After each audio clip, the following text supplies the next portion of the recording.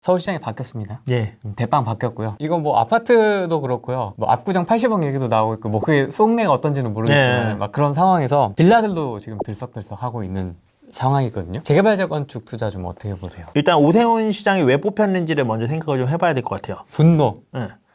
분노에 대해서 뽑힌 것도 있는데 그 뽑은 사람들이 오세훈 시장한테 바라는 게 뭘까요? 규제 완화? 규제 완화죠, 그렇죠? 네. 규제 완화는 뭘 위한 규제 완화죠? 자기가 갖고 있는 거.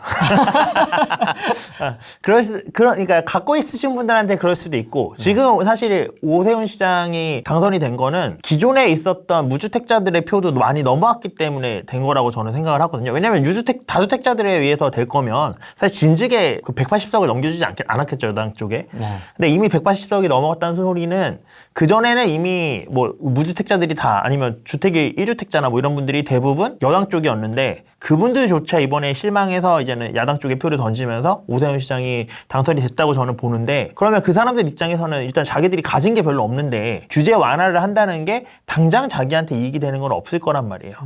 근데 그분들이 오세훈 시장한테 원하는 그 표심은 제가 생각했을 때는 지금까지 정부가 여당이 잘못했다고 지적되어 왔던 게 너무 말도 안 되는 시장 순리에 어긋나는 규제 정책을 하니까 그에 반발해서 집값이 많이 오른 거다라는 식으로 많이 언론에서도 다뤘고, 대표적인 이제는 이번 부동산 정책이 실패라고, 이번 정권의 부동산 정책이 실패 이유라고 보는데, 그렇기 때문에 규제 완화를 해서 그래서 시장을 좀 안정화시켜줘라 라는 게 사실은 그분들의 진정한 표심일 거라고 생각을 합니다. 그리고 사실 이게 단순히 서울시장으로 끝나는 게 아니라 이제 대선이 얼마 안 남았잖아요. 안 남긴 상황에서 이게 되게 시사하는 바가 크기 때문에, 그렇기 때문에 더 오세훈 시장 입장에서도 함부로 움직일 수가 없을 거예요. 그 표심을 거슬러서 움직이기 시작하는 순간 야당의 집권은 빠이빠이 되는, 그렇게 될 수 있기 때문에, 그래서 지금 어깨에 걸쳐진 거에 내가 봤을 때 규제 완화를 조금 완화시키면서 시장을 안정화시키는 건데, 사실 규제 완화보다도 지금 서울에서 가장 중요하게 생각되는, 서울의 집값이 왜 안 잡힌다고 얘기하나요? 많은 전문가분들이. 공급 부족. 그죠, 공급 부족이죠. 그리고 그 공급 부족을 하기 위해서 뭐가 필요하다고 얘기하죠? 재개발 재건축. 그렇죠. 재개발 재건축이죠. 근데 이 정권에서 재개발 재건축을 너무 틀어막았기 때문에 공급이 안 쏟아져 나왔고, 그래서 힘들어졌다라고 얘기를 했단 말이에요. 근데 사실 지금이 재개발 재건축을 하기에 적절한 타이밍은 아니에요, 솔직히 말하면. 왜냐면 시장이 이미 너무 많이 뜨겁기 때문에. 지금 오세훈 서울시장 되자마자 호가들 막 치솟아 오른다고 나오잖아요, 재건축이. 갭상승. 네. 그러니까 이게 심리가 이미 뜨겁기 때문에 재건축 재개발이 일단은 호재로 작용해서 오히려 아파트 가격 상승에 도화선을 붙일 수도 있습니다. 그러면 일단은 시장 안정이 실패할 가능성이 높죠. 근데 이걸 안 하면 또 시장을 잡을 수가 없어. 사실 입주 물량이 많았던 17년, 18년, 19년 이때쯤에 이거를 했어야지 맞는 건데, 이 좋은 황금 시기를 골든타임을 다 놓쳤잖아요. 근데 이제 와서 하려니 하기는 해야 되는데, 하려면 집값이 또 오를 것 같고, 안 하자니 지금 공급을 어디서 끄집어내올 것도 없고, 지금 사실 후랭이 님이 시작하면서 뭐 요 3개월 동안 뭐 공급 대책도 많이 나왔고라고 얘기를 했지만, 사실 아무 의미 없는 공급 대책이라는 거 다들 아실 거예요. 별 의미 없습니다. 차후 한 10년 뒤에나 좀 영향이 있을까? 당장은 전혀 크게 역할을 못하는 그런 정책들이었고요. 그렇기 때문에 지금 입장에서 결국 재건축, 재개발을 해야 되는 건데, 그렇게 시장을 크게 자극하지 않으면서 그러면서 공급을 만들어내야 되는 게 제가 봤을 때 지금 오세훈 시장이 해야 되는 가장 큰 역할이에요. 그러면 그렇게 하기 위해서 어떻게 해야 되냐? 당연히 토지거래 허가를 묶으면서 토지거래 허가 구역을 지정하면서 재건축, 재개발이 들어갈 수밖에 없다는 생각이에요. 만약에 한다고 한다면. 사실 오세훈 서울시장 되자마자 그 언론 기사에서 떴던 거는 그런 얘기였어요. 오세훈 서울시장이 되기 전이었다. 오세훈이 서울시장이 돼서 지금 기존에 묶여있던 지역들 있잖아요. 토지거래 허가 구역이 이제 지정 만기일이 다가오는데 그거를 풀어줄 거를 기대하고 있다. 그런 표심들이 오세훈 시장을 지지하고 있다. 뭐 이런 식의 기사가 나왔었는데, 또 반대로 이렇게 지정해도 국토부에서 풀어주면 끝이다 라는 식으로 이 기사들이 나오고 그랬었단 말이에요. 근데 전 그 기사를 보면서 오세훈 시장이 뽑히게 되면 분명히 이런 표심에 의해서 뽑힐 텐데, 과연 토지거래 허가 구역을 풀어줄까? 오히려 더 지정을 할 것 같은데 라는 생각을 했는데, 역시나 더 지정을 했고, 그 지정한 지역들 보면은 아파트들이 많이 낡은 곳입니다. 결국 재건축을 염두에 두고 지정을 했던 거라고 저는 생각을 해요. 그리고 앞으로 재개발 재건축이 이뤄진다면 그런 식으로 이뤄질 가능성이 저는 상당히 농후하다고 봅니다. 왜냐하면 하기는 해야 되는데 그나마 가격 상승을 억제하기 위해서는 지금 토지거래 허가 구역 말고는 딱히 신박한 방법이 없거든요, 사실. 그러니까 그런 식으로 이뤄지지 않을까라는 생각을 하고, 만약에 그렇게 이뤄진다고 하면 다 투자로 다시 돌아가서 보면 투자를 했어. 근데 팔아야 되잖아요. 근데 안 팔릴 가능성이 높겠죠. 안 팔릴 가능성이 높으니까 투자를 해서 물론 오를 수야 있겠지만 그리고 새 아파트가 될 수는 있겠지만 이게 속도를 붙인다고 해도 아직은 조금 변수가 있는 게 어쨌든 보궐선거잖아요. 임기가 그렇게 길지 않단 말이에요. 그리고 다음에 재집권 할지도 사실은 아직은 여당이 워낙에 강성하기 때문에 쉽게 단언을 못하는 상황이라서 이게 만약에 1년 동안 좀 분위기 봤다가 다시 여당에서 다시 재집권을 했어. 시장도 그렇고. 그러면은 다 풀리는 거거든요, 다시. 그래서 조금 애매한 지금 시점이다라는 생각이 들고 지금 게다가 이런 이슈 때문에 단기적으로 오른 걸 잡는 거는 더군다나 더 현명하지는 않은 처사라고 보고요. 개인적인 생각을 했을 때 지금 오세훈 시장의 행보는 우리가 기대하던 것과 100% 맞지는 않을 거라고 봐요. 그러니까 이게 틀린 방향에서, 그러니까 잘못된 방향에서 100% 맞지 않다는 게 아니라 우리 투자자들이 기대하는 거는 그런 거 있죠. 내가 가진 거 좀 완화 좀 해주고 좀 그래서 내 집 값도 좀 더 올랐으면 좋겠고 아니면 이미 오른 거 좀 세금 덜 내고 현금화 시켰으면 좋겠고 이런 바람들이 있을 텐데 그런 바람대로 흘러가지는 않을 겁니다. 그 얘기를 드리는 거예요. 그래서 우리가 기대했던 행보와는 일부 다른 부분들이 있을 겁니다. 그러면 그렇게 걸어갈 상황에서 우리가 재건축 재개발 투자를 한다라고 하면은 오히려 못 팔고 묶이게 된다거나 아니면은 다음에 여당에서 다시 재집권을 하게 되면 그 상승 동력 자체가 꺾이면서 오세훈 서울시장 되기 전의 가격으로 돌아갈 수도 있기 때문에 그런 부분들이 있기 때문에 지금 섣불리 단기간에 급등한 그런 가격들을 주고 재건축 재개발을 잡는 게 맞는가라고 했을 때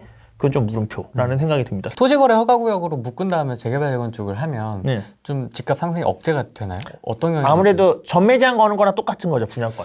분양권 전매 제한의 목적 자체도 시세를 어쨌든 노출을 덜 시켜서 물론 이게 여기서 이런 말 하면 안 되겠지만 어쨌든 어둠의 경로에서 또 거래하시는 분들이 있잖아요. 그래서 계속 국토부에서도 검사를 나가고. 네, 근데 그게 거래가 될지언정 시세가 노출돼 있지는 않잖아. 그러면은 이게 아파트 가격이란 게 제일 1등 상방이 뚫려야지 밑에 애들이 그 상방 뚫린 거 따라서 이렇게 쫓아가는 구조로 항상 상승이 이루어지는데 그 상방에 제일 우두머리 위치해 있는 거 항상 신축일 가능성이 높고 그러면은 지금 재건축이 대상이 되는 곳들은 특히 서울에서 재개발 재건축이 되는 곳들은 이미 입지는 어느 정도 보장이 되어 있는데 신축이 들어오는 거니까 그게 대장이 될 가능성이 높고 그 소리는 걔네가 올라가기 시작하면 상방에 열린다는 거랑 똑같은 의미가 될 거란 말이에요. 그렇기 때문에 분양권 같은 경우도 신축이기 때문에 그 상방을 막기 위해서 시세를 노출시키지 않기 위해 전매 제한을 걸어두는 건데 근데 이번에 토지거래 허가구역을 만약에 걸게 되면 비슷한 성격을 가지면서 이제 묻게 되겠죠. 물론 이 경우에는 실거주자들한테는 팔 수 있으니까 그런 의미에서는 좀 있을 텐데 이게 만약에 고양시 쪽에도 지금 그 토지거래 허가구역 하나 있잖아요. 그쪽도 많이 원당이었나? 그때 거기도 많이 오르기는 했는데 거기는 그나마 고양시잖아요. 거기 있는 분들은 어느 정도는 감수하고 내가 몸테크 하겠다라고 하고서 들어갈 수도 있다고 봐요. 근데 지금 하는 곳들은 여의도나 막 이렇게 메인 입지란 말이에요. 성수나 이런 돈 많으신 분들이 사는 곳. 거기서 그 낡은 집들을 과연 내가 몸테크 하겠다라고 하시는 분들이 얼마나 있을까라고 생각했을 때 그건 물음표가 되거든요. 사실 불법적으로 뭐 위장 전입하지 않는 이상은 사실 그건 현실적으로 그런 수요는 많이 없을 거라고 보고 그러면 실질적으로 진짜 전매 제한처럼 거래를 많이 제한시키는 효과가 오겠죠. 거래 제한 효과가 올 거고 그러면 이제 상방이 언젠간 열리겠지만 좀 천천히 열리는 그런 효과를 줄 거라고 봅니다. 그래서 이제 같이 으쌰으쌰 하고 있는 게 지금 빌라거든요. 빌라. 네. 구역 예정되거나 아니면 예정이 될 것 같은 그런 느낌적인 느낌이 드는 빌라들 있잖아요. 예. 그런 것들도 지금 막 들썩들썩 하고 있는데 투자의 영역에서 보면은 꼭 나쁘다고만 할 수는 없어요. 왜냐하면 결국에는 투자에는 흐름이란 게 있는데 지금의 흐름이 오세훈 서울시장의 당선이라는 이슈로 인해서 이 흐름 쪽으로 흘러오게 된 거거든요. 그러면은 이 흐름을 타고 하는 투자가 사실 완전히 나쁜 투자라고는 할 수는 없어요. 이거랑 똑같은 거예요. 주식으로 치면은 뭐 코로나 백신을 우리나라 어느 제약사에서 개발을 할 거래요. 이제 개발이 임상시험에 들어갔대요. 그러면 그 회사 주식이 오를 거잖아요. 그 이슈를 통해서. 그러면 그 회사, 그 바이오 회사에 투자하는 거를 나쁜 투자라고 할 수 있냐라고 했을 때 누구도 나쁜 투자라고 할 수는 없어요. 그렇죠? 근데 대신에 임상을 실패하면 너 못 털고 나올 수도 있어. 라는 리스크는 있는 투자일 뿐이지. 그렇죠? 마찬가지로 지금 서울시의 빌라 투자도 흐름을 봤을 때는 오를 만한 흐름입니다. 지금 오세훈 서울시장이 잡고 있으면서 어쨌든 이걸 풀어주고 있으니까. 근데 만약에 제가 아까 말씀드렸던 것처럼 다음 서울시장이 다시 여당에서 잡거나 아니면은 생각보다 재개발이 풀리지 않거나 혹은 내가 산 그 빌라 지역은 재개발 구역으로 지적이 안 되거나 이랬을 경우에는 진짜 못 털고 나올 수 있는 제가 아까도 말씀드렸죠. 우리가 투자자한테 못 털면 결국 실수요자한테 털어야 되잖아요. 근데 실수요자한테 털기 위해서는 그게 이미 너무 낡아서 그 지역에 사는 일반 사람들은 몸테크도 안 하려고 하는 정도의 낡은 집들이다. 그러면 그거를 과연 누구한테 매도하고 나올 수 있을까라고 했을 때 그런 리스크는 있다는 거죠. 근데 그런 리스크 감수를 안 하고 뭐 여기도 똑같이 영끌해서 투자를 한다거나 이렇게 되면은 나중에 어떻게 될지 사실 장담을 못 하겠죠. 그래서 투자의 방향에서 봤을 때는 흐름은 맞다. 근데 충분히 이런 리스크가 있으니까 그 리스크가 감당하실 수 있는 분들은 한번 해보시는 것도 나쁘진 않다. 네가 만약에 어떻게 될지 모르는 부분이니까 그거를 방어할 수 있는 수단이 생각이 안 나잖아요. 만약에 그래서 내가 했는데 안 됐어 라고 해서 방어 수단이 생각이 안 난다고 얘기하실 수도 있는데 제가 봤을 때 모든 투자에 있어서 가장 좋은 방어 수단은 투자 금액을 적게 하는 거예요. 그러니까 내가 감당할 수 있는 투자 금액, 내가 없어도 되는 돈으로 투자하는 거는 그게 제일 좋은 방어 수단이거든요. 왜냐하면 그 투자 자체가 내 삶을 휘청이게 하지 않으니까. 그러면은 내가 서울 빌라를 투자하는데 5천 정도가 들어요. 근데 이 5천 정도 지금 당장 내가 없어도 되고 향후 10년 동안은 내가 이 돈 있든 없든 사실 크게 상관은 없어 라고 하면 그 돈 들여서 투자하셔도 저는 그거는 괜찮다고 봐요. 왜냐면 지금 투자 흐름이니까. 근데 그게 아닌데 내가 지금 모아놓은 전자산이 5천인데 여기에 베팅을 하겠어 라고 하면은 그냥 내 종잣돈 5천을 풀 베팅하는 거죠. 올인하는 거예요. 이 도박에. O 아니면 X인 도박에. 그렇게 하는 거는 사실 좀 아니라고 보고, 그래서 투자의 흐름으로 봤을 때 이게 틀린 투자다라고 할 수는 없지만 내가 가진 자산에 따라서 이게 틀린 투자가 될 수는 있다 라고 정리를 하면 될 것 같아요. 가정이긴 하지만 이게 내년에 서울시장이 바뀌면 또 그럼 어떻게 되는 거예요? 바뀌면 또 애매해지겠죠. 이게 어떻게 되는 거지? 야 하자 하다가 다시 이렇게 되는 건가? 뚝 떨어지는 거예요. 그래서 사실 트렌드 투자는 어지간하면 지양하시는 게 좋기는 해요. 트렌드 투자는. 사장님은 이런 투자는 안 하세요? 네, 저는 이런 거는 지양. 저는 트렌드 투자 대신에 그냥 코인을 합니다. 가상화폐를. 아싸리. 네, 어차피 트렌드인데 뭐. 화끈하게? 코인도 트렌드잖아요. 똑같은데 못하러 부동산이에요. 그냥 트렌드하지. 세금도 많이 떼는데. 아까 능곡 원당, 능곡 재개발, 고양시 토지거래 허가구역, 능곡 재개발. 제가 말했던 거 원당이었던 것 같아요. 실수요자, 1주택자 기준으로는 좀 풀자. 네, 맞아요. LTV 네. 좀 풀고 뭐 어쩌고 뭐 이러다 지금 그런 상황이거든요. 이 규제 완화에 대해서는 좀 어떻게 보시는지. 10%포인트 높여주겠다. 뭐 솔직히 말하면 진즉했어야죠. 진즉.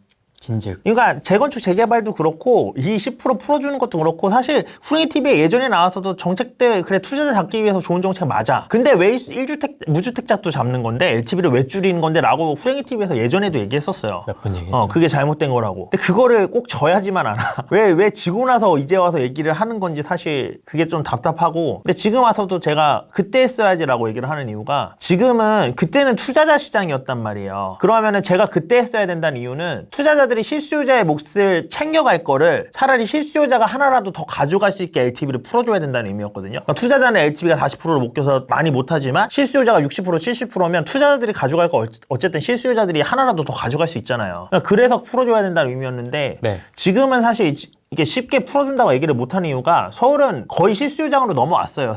사실적으로. 그러면 이 상황에서 실수요자의 LTV를 풀어주면 결국에는 집값 올리겠다는 소리랑 똑같이 될 수밖에 없어요. 지금 상황에서는. 투자자들이 많이 섞여 있는 게 아니기 때문에. 그러면 한 2, 3년 전에 투자자들이 많이 섞여 있을 때는 실수요자만 풀어주는 게 크게 타격이 없었겠지만 지금 와서 실수요자들의 LTV를 더 풀어준다? 그거는 사실 서울 집값이나 수도권 집값 상승으로 바로 이어질 수 있기 때문에 사실 여기서도 갑론을박이 나올 것 같아요. 그러니까 표심을 생각하면 당연히 풀어줘야 되는 게 맞거든요. 지금 이미 졌잖아요. 자기들이 인정을 했잖아. 졌다는 걸. 근데 그냥 당연히 풀어주자니 야 근데 이거 풀어줬다가 또 집값 오르면 우리 지금 집값 올려서 표심 잃은 거잖아. 근데 집값이 또 올라가네? 그러면은 진짜 진퇴양난인 거. 둘 다 뭔 짓을 해도 표심을 잃게 된 약간 이런 상황이어서 이쪽 내부에서도 갑론을박하는 게 아닌가라는 생각이 들어요. 안 풀어줄 것 같기도 하고요. 그런 고민들이 좀 있어서 오락가락 지금 하는 거 같아요. 맞아요. 그런 고민들이 있는 건데 사실 저는 그럼에도 불구하고 풀어주는 게 맞다고 생각을 합니다. 6월 1일이 이제 다가오고 있거든요. 네. 5월 말 6월 이제 다가오고 있는데 매물이 나왔나요? 좀 어떤가요? 이미 게임 끝났죠. 매물이 막 쏟아진다 막 이랬거든요.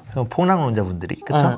대부분의 분들은 안 그러셨는데 다주택자 법인 매물 나와갖고 이렇게 될 거다 하는데 실질적으로 제 주변 분들은 이미 작년부터 다 정리를 하셨고요. 저 같은 경우도 이미 올해 들어오기 전에 작년 연말에 다 정리를 했고 그 잔금을 이제 올해 초쯤에 치르는 식으로 해서 법인물건 어느 정도 다 정리를 해서 종부세 버틸 만큼의 체력을 이미 갖춰뒀고요. 그나마 저희처럼 이런 거 없이 그냥 멍하니 있다가 4월 돼서야 보통 4월 달쯤 되면 뭐 공시지가 올라가서 종부세 올라간다 이런 기사들이 막 빵빵빵 터지거든요. 네. 딱 그때쯤에 공시가 발표하고 종부세가 얼마 안 남은 시점이라서 이번 4월 달에도 엄청 터져서 그런 기사들이 네이버 기사 같은 거 보시면 보시면 이게 정렬해서 과거 기사 볼 수 있거든요.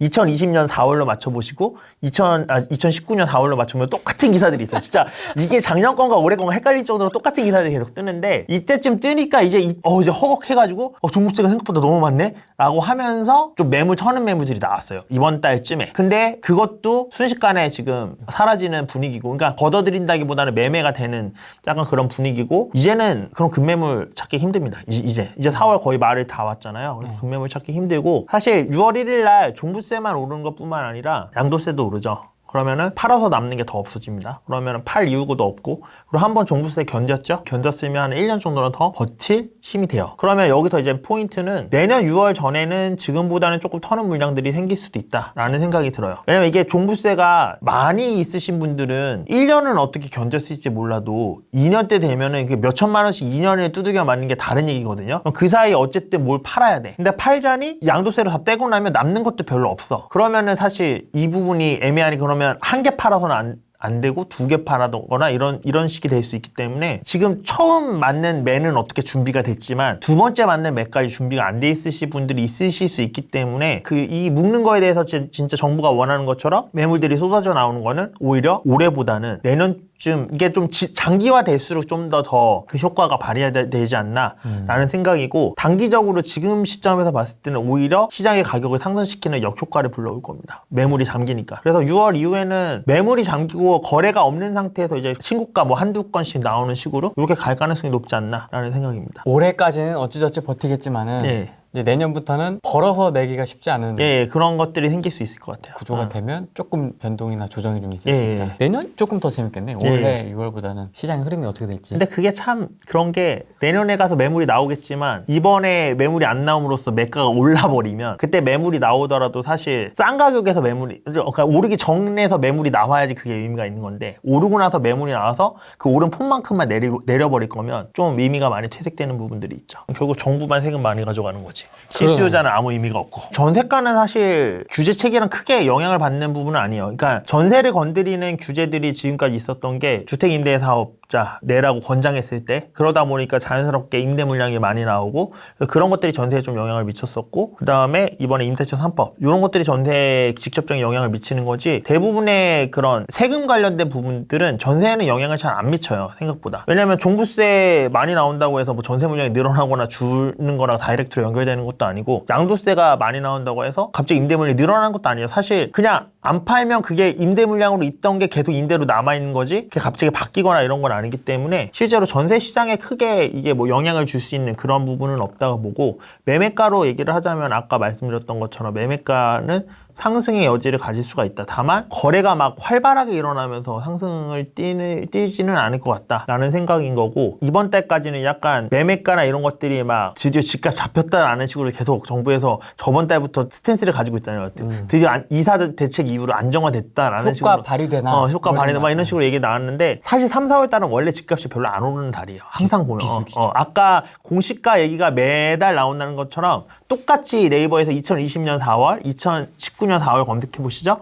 똑같이 서울 집값 몇 개월 내에 안 올라, 몇 개월 새 최저 상승률을 보여, 이런 기사들이 나와요. 제일 처음에. 이게 매년 4월마다 그냥 반복되는 레파토리고요. 그리고 이게 끝나가면서 성수기가 오는데, 그 성수기와 6월 1일에 그 매물이 잠김이 겹치게 되면은 생각보다 가격 상승이 또 나올 수도 있다고 봅니다. 매매가는 이렇게 뛰고, 그럼 전세가는? 전세가는 크게 지금 뭐 그게 없어요. 그 이슈가 될 만한 부분들이 없고, 전세가가 뛴다고 하면 그냥 성수기가 됐으니까 이제 다시 제자리를 찾아가는 거죠. 지금 서울 같은 경우는 일부 전세가 안 빠지거나, 그리고 전세가가 오히려 내려간 곳들도 일부 있기는 해요. 아, 그렇습니까? 왜냐면 임대차 3법 나오고 나서 최고점 찍었던 거 대비해서는. 근데 그거는 성수기 때 그 임대차 3법이 제대로 효과가 발휘되면서 너무 높게 전세가가 올라갔으니까 그 피로감이 있었던 거고, 그게 이제 비수기를 맞다 보니까 누군가는 비수기에 내놔야 되는데 너무 올랐다 보니까 굳이 내가 왜 그렇게까지 맞춰줘 라는 심리가 생기면서 전세와 매매에 이제 괴리가 좀 벌어졌던 건데, 근데 이제 성수기 다시 오면은 그동안 안 빠졌던 물건도 좀 빠지고 지금 실제로도 현장에서는 전세 매물도 거의 이제는 다시 실종되고 있는 걸로 알고 있어요. 전세 매물 빠질 거고 그러면 다시 이제 임대차 3법에 그런 악영향이 생기면서 더 올라는 가겠죠. 근데 제가 아까 전세가는 뭐 크게 얘기할 게 없다라고 말씀드렸던 건 이게 6월 1일의 효과가 아니라 이거는 그냥 원래 이 시즌이 되면은 성수기인 거고 그 작년에 있었던 임대차 3법의 영향이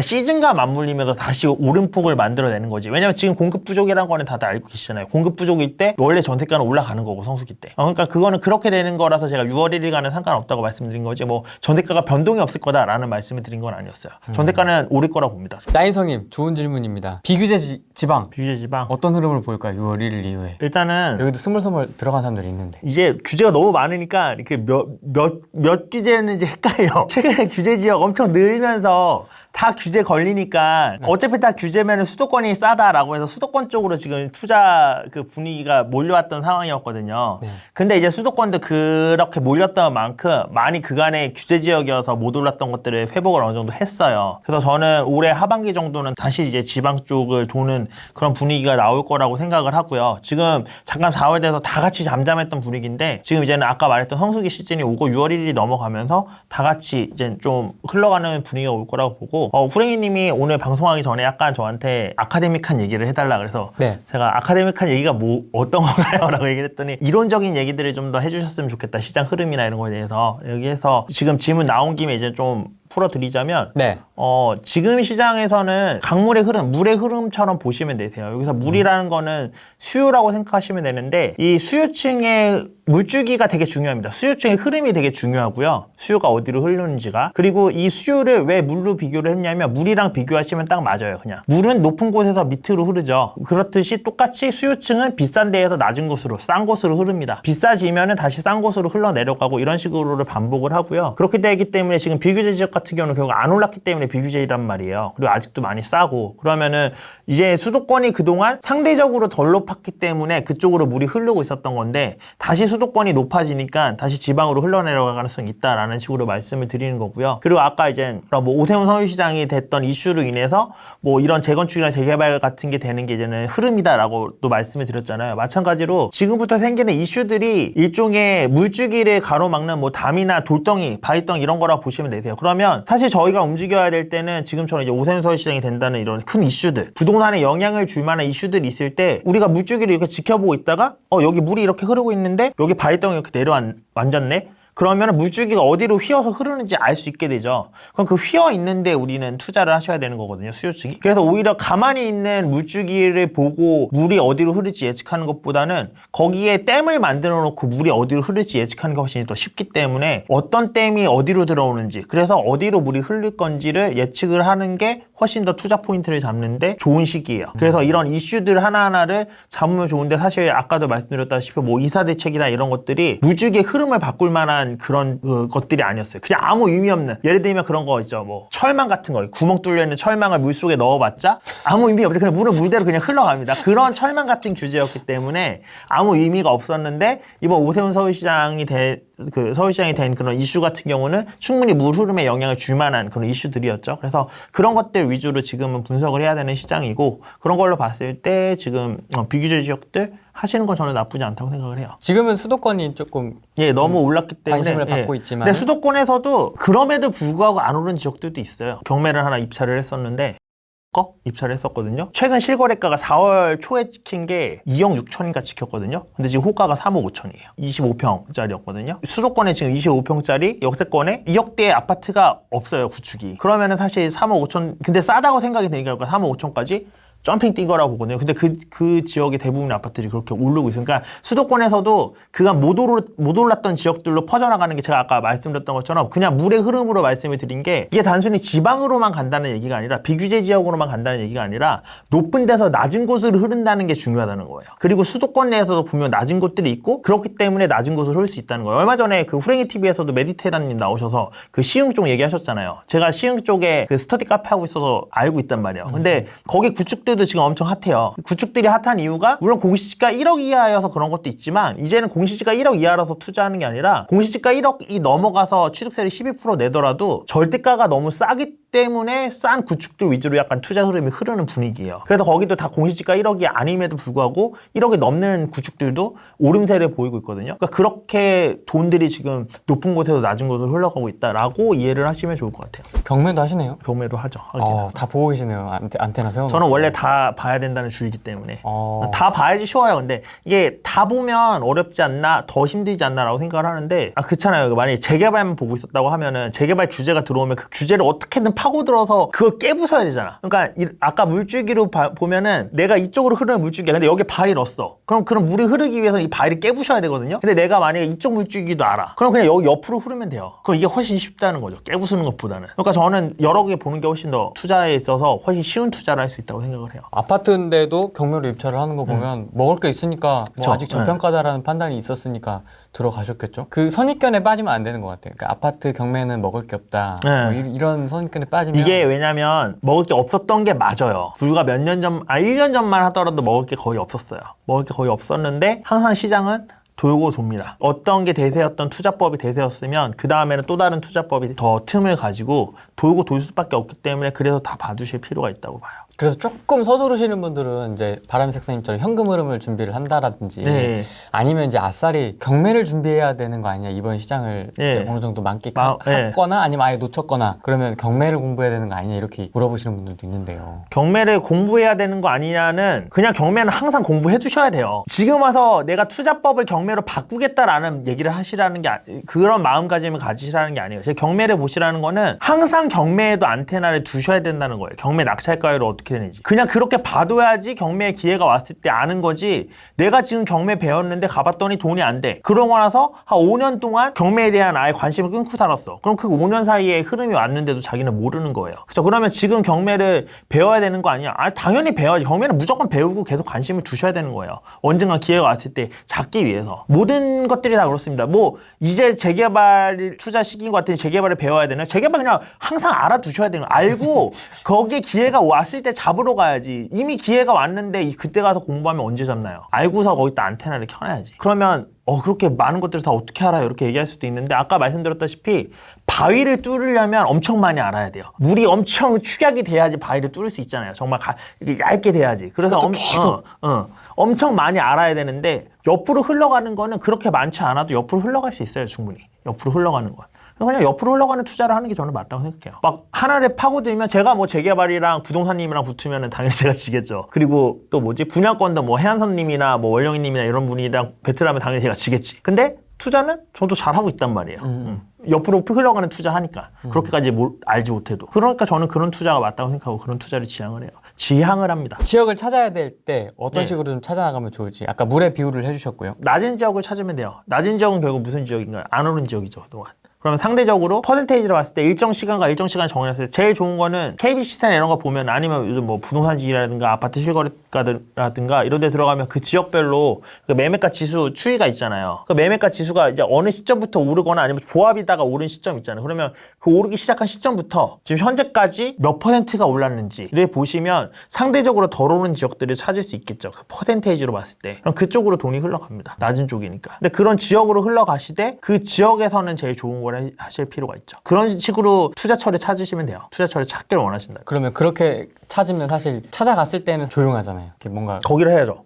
흐름이 좀 연락도 뜨문뜨문 약간 이런 상황이 아닐까요? 덜 오른 상태라면. 그렇죠. 그런 데를 가셔야 되는 게 맞아요. 근데 왜냐하면 사실 수도권에서 웬만한 거 제가 아까 그래도 이런 지역을 찾아갔을 때 그래도 좀 대장에 가까운 데를 투자해야 된다. 좋은 애를 투자해야 된다고 말씀드렸잖아요. 수도권에서도 지금 다 오른 것 같잖아요. 수도권들이. 근데 제가 투자를 시작하던 초창기 14년도 15년도쯤에 그때 당시에 막 1억짜리에 뭐 7천 얼마짜리 샀던 물건들 제가 8,500에 산 첫 투자 물건이 있었거든요. 지난주에 7,400에 팔았어요. 7,500에. 8,400에 샀는데 7,500에 팔았습니다. 수도권에 있는 물건인데. 아파트예요, 참고로. 빌라도 아닙니다. 다 오른 것 같죠? 안 오른 애들도 있어요. 그리고 제가 시흥시 검호동에 초반에 투자했던 물건 하나 있는데 그 1억 주고 샀거든요. 1억 주고 샀나? 9,500 주고 샀다. 근데 무튼 중요한 거 1도 안 올랐어요. 똑같아요, 가격. 초기 투자 때 샀으니까 산지 다 5, 6년 된 거거든요. 아파트. 네, 아파트예요, 똑같이. 근데 하나도 안 올랐어요. 어떻게 된 거지? 이게 낮은 지역으로 흐르는 건 맞아요. 낮은 지역으로 흐르는 건 맞는데 낮은 지역이라고 흐른다고 해서 물이 여기서 시작되는데 완전 물의 끝줄기에 가 있으면 거기까지 가기 전에 물줄기가 마르겠죠.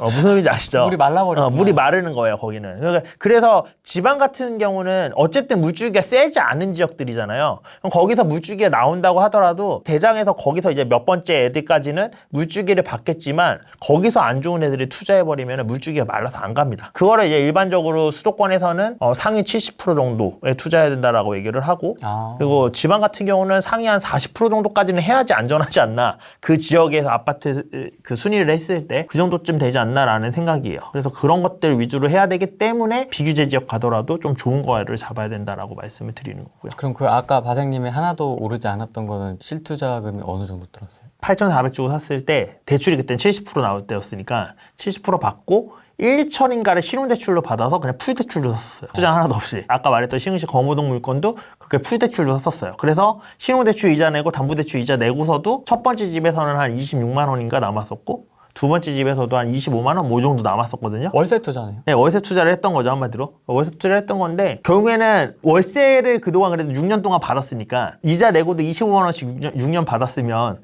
1,000몇만 원 받았잖아요. 그러니까 결국에는 이득이긴 한데 몇백만 원 이득이긴 한데 시세 차이가 없었어요. 그러면 지금 생각해보면 그런 데가 그런 물줄기가 약했던 예, 마르는 곳이죠. 근데 그런 데까지도 지금은 수도권은 그래도 물줄기가 닿을 수 있을 여건이 갖춰지고 있죠. 왜냐하면 마르고 있잖아요. 맞아. 그러니까 공급이 없잖아요. 공급이 없다 보니까 수요가 흐르고 흘러서 밑에까지 내려오는 거지. 중간에서 물줄기가 흡수가 돼야 되는데 흡수되지 못하고 내려오다 보니까 여기까지 미칠 수도 있다고 보긴 하는데 상대적으로 퍼센테이지로 봤을 때 많이 낮죠. 항상 딜레마인 것 같아요. 좋은 입지에 있는 어떤 지역이든지 간에 A급, B+급의 입지를 들어가고는 싶으나 돈이 이게 좀 뭔가 빡빡하고 그렇죠. 그렇다고 또 이걸 낮추자니 또 물줄기가 또 말라버릴까 봐. 근데 그런 건 있어요. 그러니까 물줄기가 말라도 이게 물줄기라는 게 두 가지의 물줄기가 있거든요. 제가 지금 수요의 물줄기라고 얘기하는 거는 약간은 투자의 흐름에 더 가까워요. 투자자들의 물줄기에 더 가까워요, 흐름에. 근데 어쩔 수 없이 실수요자라는 물줄기도 있거든요. 그러면 제가 지금 7,500에 그 물건 팔았다고 그랬잖아요. 8,400에 샀던 거. 이거를 투자자가 샀냐라고 했을 때 아니에요. 실수요자가 샀어요. 아파트가 8,400이었는데 7,500으로 떨어질 정도면 도대체 얼마나 후진 아파트야. 거기서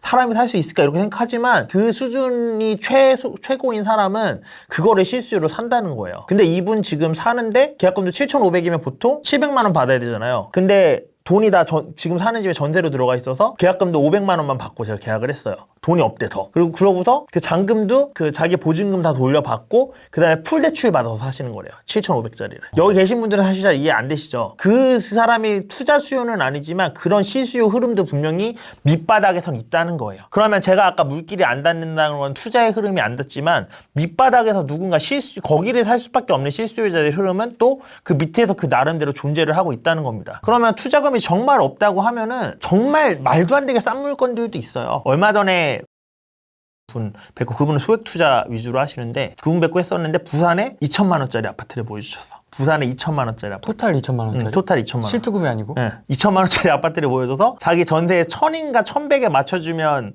하겠다고 진짜 거기는 복덕방 할아버지한테 얘기를 하고 오셨는데 복덕방 할아버지가 연락이 결국 안 와서 못 잡았는데 그게 지금 4천이 됐다고 보여주셨어요. 왜요? 그러니까 아까 말했다시피 그 밑바닥에 어쩔 수 없이 않는 실수요자들이 있다니까요. 거기를 들어갈 수밖에 없는 그런 사람들이. 근데 그 사람들도 주거 안정에 대한 니즈는 있거든요. 그렇잖아. 내가 돈이 없어서 사실 주거 안정을 하고 싶잖아요. 그럼요. 그러면은 전월세 사면은 계속 안정이 안 되는데 그러면 내가 닿는 선에서 살 수 있는 게 그 아파트였을 수도 있다는 거죠. 그러면 사실 이 땅값만 해도 사실 거기가 2천이 넘을 텐데 아무리 생각을 해도 그런 데들도 있다는 거예요. 찾아보려면. 근데 다들 소액이면서 이제 좋은 데만 보시려고 하니까 그리고 보통 이제 제가 나와서 웬만하면 안전한 투자처를 권장을 드려야 되잖아요. 제가 나와서 여기 2천만 원짜리 있어야 하세요라고 하면 무피 있어요. 그게 물론 아까 말씀드렸듯이 투자에 있어서는 투자의 흐름이 될 수도 있고 돈을 벌 수도 있긴 하겠지만 이게 그런 거를 권유드리기는 오피셜하게 권유드리긴 진짜 리스크하거든요. 했다가 또 잘못되면 어떡해요. 그러면 제 입장에서는 그래도 확률적으로 높은 걸 권장드릴 수밖에 없고 그건 마찬가지로 다른 전문가분들도 마찬가지세요. 그러다 보니까 웬만하면 좋은 거 하세요. 그리고 그게 실제로 많이 오르니까. 그러니까 그 괴리가 있기는 한데 근데도 밑에 것들도 그렇게 찾으면 없지는 않아요. 그러면 저는 사실 돈이 없어서 투자를 못한다? 라는 것들은 핑계라고 생각합니다. 어느 정도는. 그리고 솔직히 말씀을 드리면요. 그래 너는 돈이 많으니까 그런 식으로 핑계라고 얘기할 수도 있겠지라고 얘기할 수도 있어요. 근데 여러분들 중에 이러신 분들이 계실 거예요. 나는 투자금은 있는데 어딜 투자해야 될지 도대체 모르겠다. 그래서 누구라도 좋으니까 좀 잘하는 애가 와서 내가 내 투자처를 찍어줬으면 좋겠어. 내가 그만큼 보답을 해줄게 라고 생각하시는 분들도 분명히 있어요. 그러니까 그런 분들이 맨날 강사님들한테 수업을 들었는데도 저는 잘 모르겠습니다. 그러니까 컨설팅 하시나요? 이렇게 물어보잖아요. 그 소리는 한마디로 내가 실력이 있으면요 돈이 땡전 한 푼도 없어도 그런 사람들과 투자를 할 수 있다는 소리랑 똑같아요. 그런 사람들은 우리 실력 있는 사람을 찾죠. 나는 돈이 없으니까 돈 있는 사람을 찾죠. 둘이 맞잖아요. 얘기가. 그러면은 그 사람들한테 투자 받아서 내가 투자하고 거기 수익의 10%를 가져가는 식으로도 투자를 할 수 있어요. 돈이 없어도. 돈이 없는 게 문제가 아니라 내가 실력도 없다는 게 문제인 거예요. 정말 중요한. 그러면 돈이 없는데 실력을 어떻게 해요? 실전 경험을 못 하는데. 아니 가상 투자하면 되죠. 부동산도 내가 이것 때문에 오를 것 같아 라고 찍어놓고 찍은 다음에 주식 모의 투자하는 것처럼 똑같이 하면서 실력 키울 수 있거든요. 사실은. 그리고 그러면 실전 경험도 또 중요하잖아요. 실제로 사보고 뭐 등기 쳐보고 해야지 알잖아요. 내가 돈이 없으면 남이 도와주면 되잖아요. 남이 등기 친다고 할 때 저 등기 한번 제가 대신 도와드릴게요 해서 쳐도 되는 거고 사실 남이 뭐 경매를 한다고 하면 남이 그 명도 한다고 그럴 때 저 명도 한번 해보고 싶은데 제가 도와드릴게요 하면서 가서 도와드리면 돼요. 그러면 경험 쌓을 수 있잖아요. 사실 돈이 없어도 경험 다 쌓을 수 있고 공부할 수 있고 그게 쌓이면은 누군가한테 투자금을 유치받아서 투자할 수도 있거든요. 부동산 투자라는 것도 그렇고. 그래서 중요한 거는 열심히 하면은 결국에는 투자처가 있다는 거예요. 그리고 정말 난 그렇게까지 하고 싶지는 않다. 근데 1,000만 원, 2,000만 원 내가 모아놓은 게 전부인데 그렇게까지 하고 싶지는 않아. 라고 하면 아까 말씀드렸다시피 찾으면 그렇게 투자해서 오를 아파트들이 있다니까요. 있기는. 근데 안 찾아봤잖아요. 중요한 건. 중하반기 전세 상승분 월세 전환. 월세 전환 가속화가 실질적으로 느껴지시나요? 저는 잘 모르겠더라고요. 저도 사실 실질적으로 언론에서만 그렇지 이게 크게 월세로 전환이 계속 된다는 느낌은 별로 없거든요. 게다가 지금 이제 월세 신고제도 생겨서 6월 1일부터 월세도 신고해야 되는 거 아시죠? 30만 원 이상이면 신고제도 생겼고 또 비과세도 이미 끝난 지 한참 됐고 생각보다 특히나 이제 직장 다니시는 분들은 월세가 2천만 원이 넘어가는 순간 직장 연봉이랑 합산되기 때문에 소득이 오히려 세금으로 뜯기는 게 월세로 버는 것보다 많을 수도 있어요. 대출이 없지 않은 이상은. 대출이 없으면야 뭐 어떻게든 남을 텐데 대출이 있으면 대출 이자를 어차피 비용으로 안 쳐준단 말이에요. 그렇죠.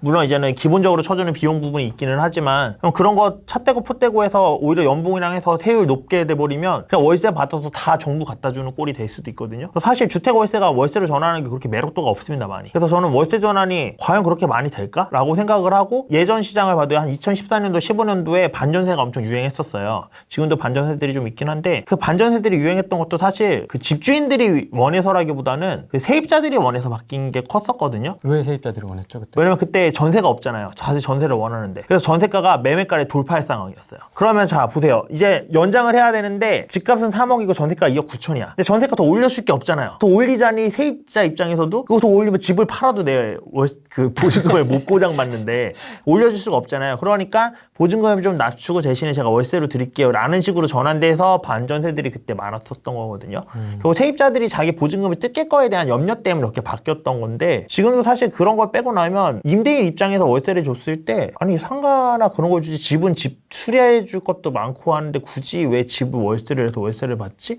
월세로 전환할 이유가 뭐가 크게 있지? 라는 생각이 들어요. 차라리 월세 전환보다는 집을 팔아서 아예 수익형 물건으로 뭐 지식산업센터라든가 이런 쪽으로 흐르는 게 더 맞지 그렇게 월세가 많이 늘어날 거다에 대해서는 조금 저는 물음표입니다. 그러니까 아까 말씀하셨던 것처럼 전세가가 차오르면서 예, 그렇게 될 수는 있겠죠. 세입자들의 부름에 의해 그렇게 될 수는 있을 거라고 봐요. 지금은 사실 갈아타기 자체를 실거주라면 그렇게 추천드리고 싶지는 않아요. 갈아타기는. 왜죠? 떼이는 게 너무 많으니까. 세금 때문에. 물론 이제는 비과세면은 9억 이하라서 비과세라면 생각해 보실 만도 한데 그리고 취득세도 어차피 1.1%니까 생각해 볼 만도 한데 문제는 이제 매물이 잠긴다는 건데 저분이 고민하시는 게 만약에 후레기님이 해석한 게 맞다면 진짜 제일 고민되는 부분이에요. 왜냐면 월축대로 하면은 내 물건을 먼저 팔고 그래야지 돈이 들어오니까 그 날짜에 맞춰서 이사갈 집을 찾는 게 맞거든요. 사실은. 근데 문제는 매물이 많이 안 나온다는 거지. 그 놓친 사람도 있어요. 그래서 팔고. 그래서 구하고 나서 팔게 되는 형식의 발생하는 거죠. 그래서 지금 사실 그나마 현실에 가깝게 말하면 지금은 선매수 후매도가 맞긴 합니다. 왜냐면 매물이 없으니까 내 거는 잘 팔릴 거고 매물이 없으니까 먼저 잡아놔야 되고 그래서 그렇기는 할 텐데 문제는 팔려는 내 물건이 어느 정도 급의 물건인가가 중요하겠죠. 내가 살려는 물건은 매물이 많이 없어서 겨우 잡긴 했는데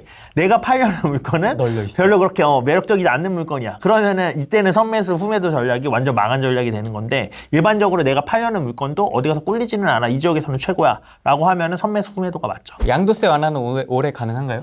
이걸 어떻게 알죠? 안 될 것 같은데 근데 양도세 완화는 안 해줄 것 같아요. 왜냐면 이게 지금 세금 때문에 큰 소리를 내는 거는 결국 보유세 문제거든요. 그래서 보유세만 낮춰주더라도 표심이 많이 돌아설 거예요. 그러니까 불만들이 많이 줄어들 거예요. 왜냐면 양도세는 팔기 전에는 안 나오는 거니까. 뒤에서 내는 거니까. 예. 근데 보유세는 어쨌든 가지고 있는 동안 계속 나오는 거니까 그거는 계속해서 표에 걸림돌이 되지만 양도세는 팔기 전에는 안 나오는 거기 때문에 당장 크게 이슈화는 되지 않을 거고, 게다가 지금 실제로 코로나나 이런 것 때문에 정부 재정이 많이 메말라 있어요. 그러면 이게 단순히 국토부에서 부동산을 잡고 싶다고 해서 그 정책 자체가 국토부에서만 만들어지는 게 아니에요. 기획재정부나 뭐 이런 데는 다 이해관계가 맺어야지 최종적으로 그 정책이 발의가 되는 거거든요. 그러면 양도세 감면을 한다고 했을 때 기획재정부가 좋아할까요? 지금 곡간이 말랐는데. 지금 곡간지 지금 막 열심히 지금 막 읽고 있잖아요. 발표하고 절대 오케이 안 납니다. 그래서 양도세 그 줄이는 방안은 제가 봤을 땐 쉽지는 않을 거라고 봐요. 팔지 마세요. 영원할 거란 착각을 버리세요. 이런 얘기도 있고요. 대출 규제는 좀 어떻게 보세요? 양도세는 그렇고. 대출 규제는 1인 가구에 한해서. 그러니까 무주택자에 한해서는 좀 풀어줄 여지가 있지 않나. 지금 워낙에 참패를 당했으니까 이번에 지지율이 압도적이었잖아요, 진짜. 그런 걸 감안하면 대출 규제 정도는 좀 풀어줄 수 있지 않나. 근데 초반에 나왔던 것처럼 그러면 또 집값 상승에 불씨가 될 수 있으니까 좀 부딪힐 수 있다라고 얘기를 했는데, 사실 풀어준다고 하더라도 저는 이렇게 생각을 해요. 풀어준다고 하면 무주택자라고 무조건 풀어줄 게 아니라 무주택자 플러스 얼마 이하의 집을 살 때로 풀어줘야 된다고 생각하고, 그렇게 풀어줬던 게 지금까지 보금자리론이랑 디딤돌 대출이에요. 그래서 디딤돌 대출 같은 경우는 5억 이하 아파트에서 80%까지였나? 그렇고 보금자리론 대출 같은 경우는 60%까지 6억 이하에 대해서 해줬었거든요. 근데 그게 이제 6억짜리 이하가 없잖아요, 문제는. 네. 그러니까 그게 문제인 거라서 그 한도를 좀 높여주는 식으로 9억까지는 해준다는 식으로 하면은 괜찮지 않을까 생각이 들고, 그러면은 사실 아까도 처음에 말씀드렸지만 상방이 열려야 주택시장이 전체적으로 다 그 상방을 따라서 위로 치솟아가는 거거든요, 가격이. 근데 상방은 안 열어줬잖아요, 유동성을. 근데 하방에서만 열어준 거잖아요. 그리고 하방은 지금까지 못 따라온 애들이 또 있고, 사실 7, 8억짜리들은 그 실제로 실거주자들이 살려고 많이 하고 싶어하는 지금 입지, 그것도 완전 좋은 것도 아니고, 사실 이 정도는 돼야지 그래도 내가 우리 자식들 학교도 가깝고 이러면 살 수 있지 않겠냐, 회사도 어느 정도 그렇게 멀지 않고 하는 입지들이 대부분 이제 8억 정도는 돼요. 근데 그거를 대출이 안 나오니까 청약만 기다리는 사람들도 많거든요, 대출이 안 나오기 때문에. 그러면 그걸 풀어주면은 그분들이 실거주로 움직일 수 있거든요. 그렇게 되면 이제는 밑에 단에서만 오르는 거니까, 사실 이게 상방을 압박하기까지는 유동성을 엄청 많이 풀어줘야 하는데 그렇게 압력이 크지도 않을 거라고 보고, 그리고 정말 필요한 사람들이 집을 매수할 수 있는 그런 기회가 되니까 그렇게 푸는 쪽으로 아마 방향을 잡으면 정부가 걱정하는 부작용도 최소화시키면서 어느 정도 괜찮지 않을까라는 생각을 하고 있고요, 개인적으로는. 그리고 꼭 이것뿐만이 아니더라도 작년부터 계속 말씀드렸지만 점점 제가 물은 높은 곳에서 낮은 곳으로 흐른다고 그랬죠. 네. 7, 8억짜리, 9억짜리들 더 오를 거예요. 대출 안 나오는 10억 정도 선까지는 계속해서 오를 거라고 봅니다. 대출이 나오는 선까지는. 왜냐면 그 밑에 애들이 아직도 잠잠한 애들이 꽤 있기 때문에. 그래서 만약에 내가 투자를 하려고 한다 라고 하면은, 그런 수도권에서 뭐 취득세를 감수하고서라도 난 투자할 거야 라고 한다면 그런 물건들 하시면은 저는 조금 그 시대 차익을 보실 수 있을 거라고 생각을 해요. 거기에 진짜 운 좋게 제가 예상했던 것처럼 딱 그렇게 대출을 풀어주게 되면은 유동성들이 더 흘러들어올 수 있는 그 시장이 되겠죠. 그러면은 더 빨리 오를 가능성이 높고, 그래서 그런 쪽 위주로 포지션을 잡는 것도 나쁘지 않을 것 같다라는 생각. 월마다 규제가 뻥뻥 하나씩 나왔었잖아요. 네, 맞아요. 근데 지금 올해 들어서 잠잠하잖아요. 네. 공급 깔짝깔짝 이거 말고는 없잖아요. 고민이 엄청 많을 것 같습니다. 지금 뭐 쓸 수 있는 카드는 다 썼고, 예. 뭐 나올 수 있는 거는 다 나왔는데, 이게 지금 또 서울시장도 바뀌고 막 하고 임기 말이기도 하고 막 이게 엄청 복잡할 것 같아요. 공급 말고는 할 수 있는 게 없어 이제. 근데 이제 공급도 뭐 내일 아침에 나올 수 있는 거 아니고 하니까. 그러니까 최근에 나온 것들은 대부분 공급 얘기잖아요. 참고로 국토부에서 저 이제 대변인실하고 얘기를 해가지고 예. 그 영상 올렸잖아요. 예. 그 공공 재개발 뭐 이런 거. 국토부에서도 후랭이 TV 열심히 보고 있다고. 그 정책 담당자 직접 들은 얘기입니다. 그 위에 분들도 열심히 시청하고 계신다 지금. 그래서 후랭이 TV 같은 경우 사람이 달라지잖아요. 예. 각 특성도 잘 알고 있더라고요. 무섭네요. 나 이제 후랭이 TV 안 나와야 되겠다. 그래서 우리가 어디에 관심을 갖고 있고 이런 거를 다 알고 있더라고요. 근데 이제 안 건드릴 뿐이지. 뭐 미미하니까. 맞죠. 이 얘기 나와서 추가로 말씀드리면, 최근에 그 법인 투자 점검한다는 얘기 한번 뉴스 기사 나왔었죠.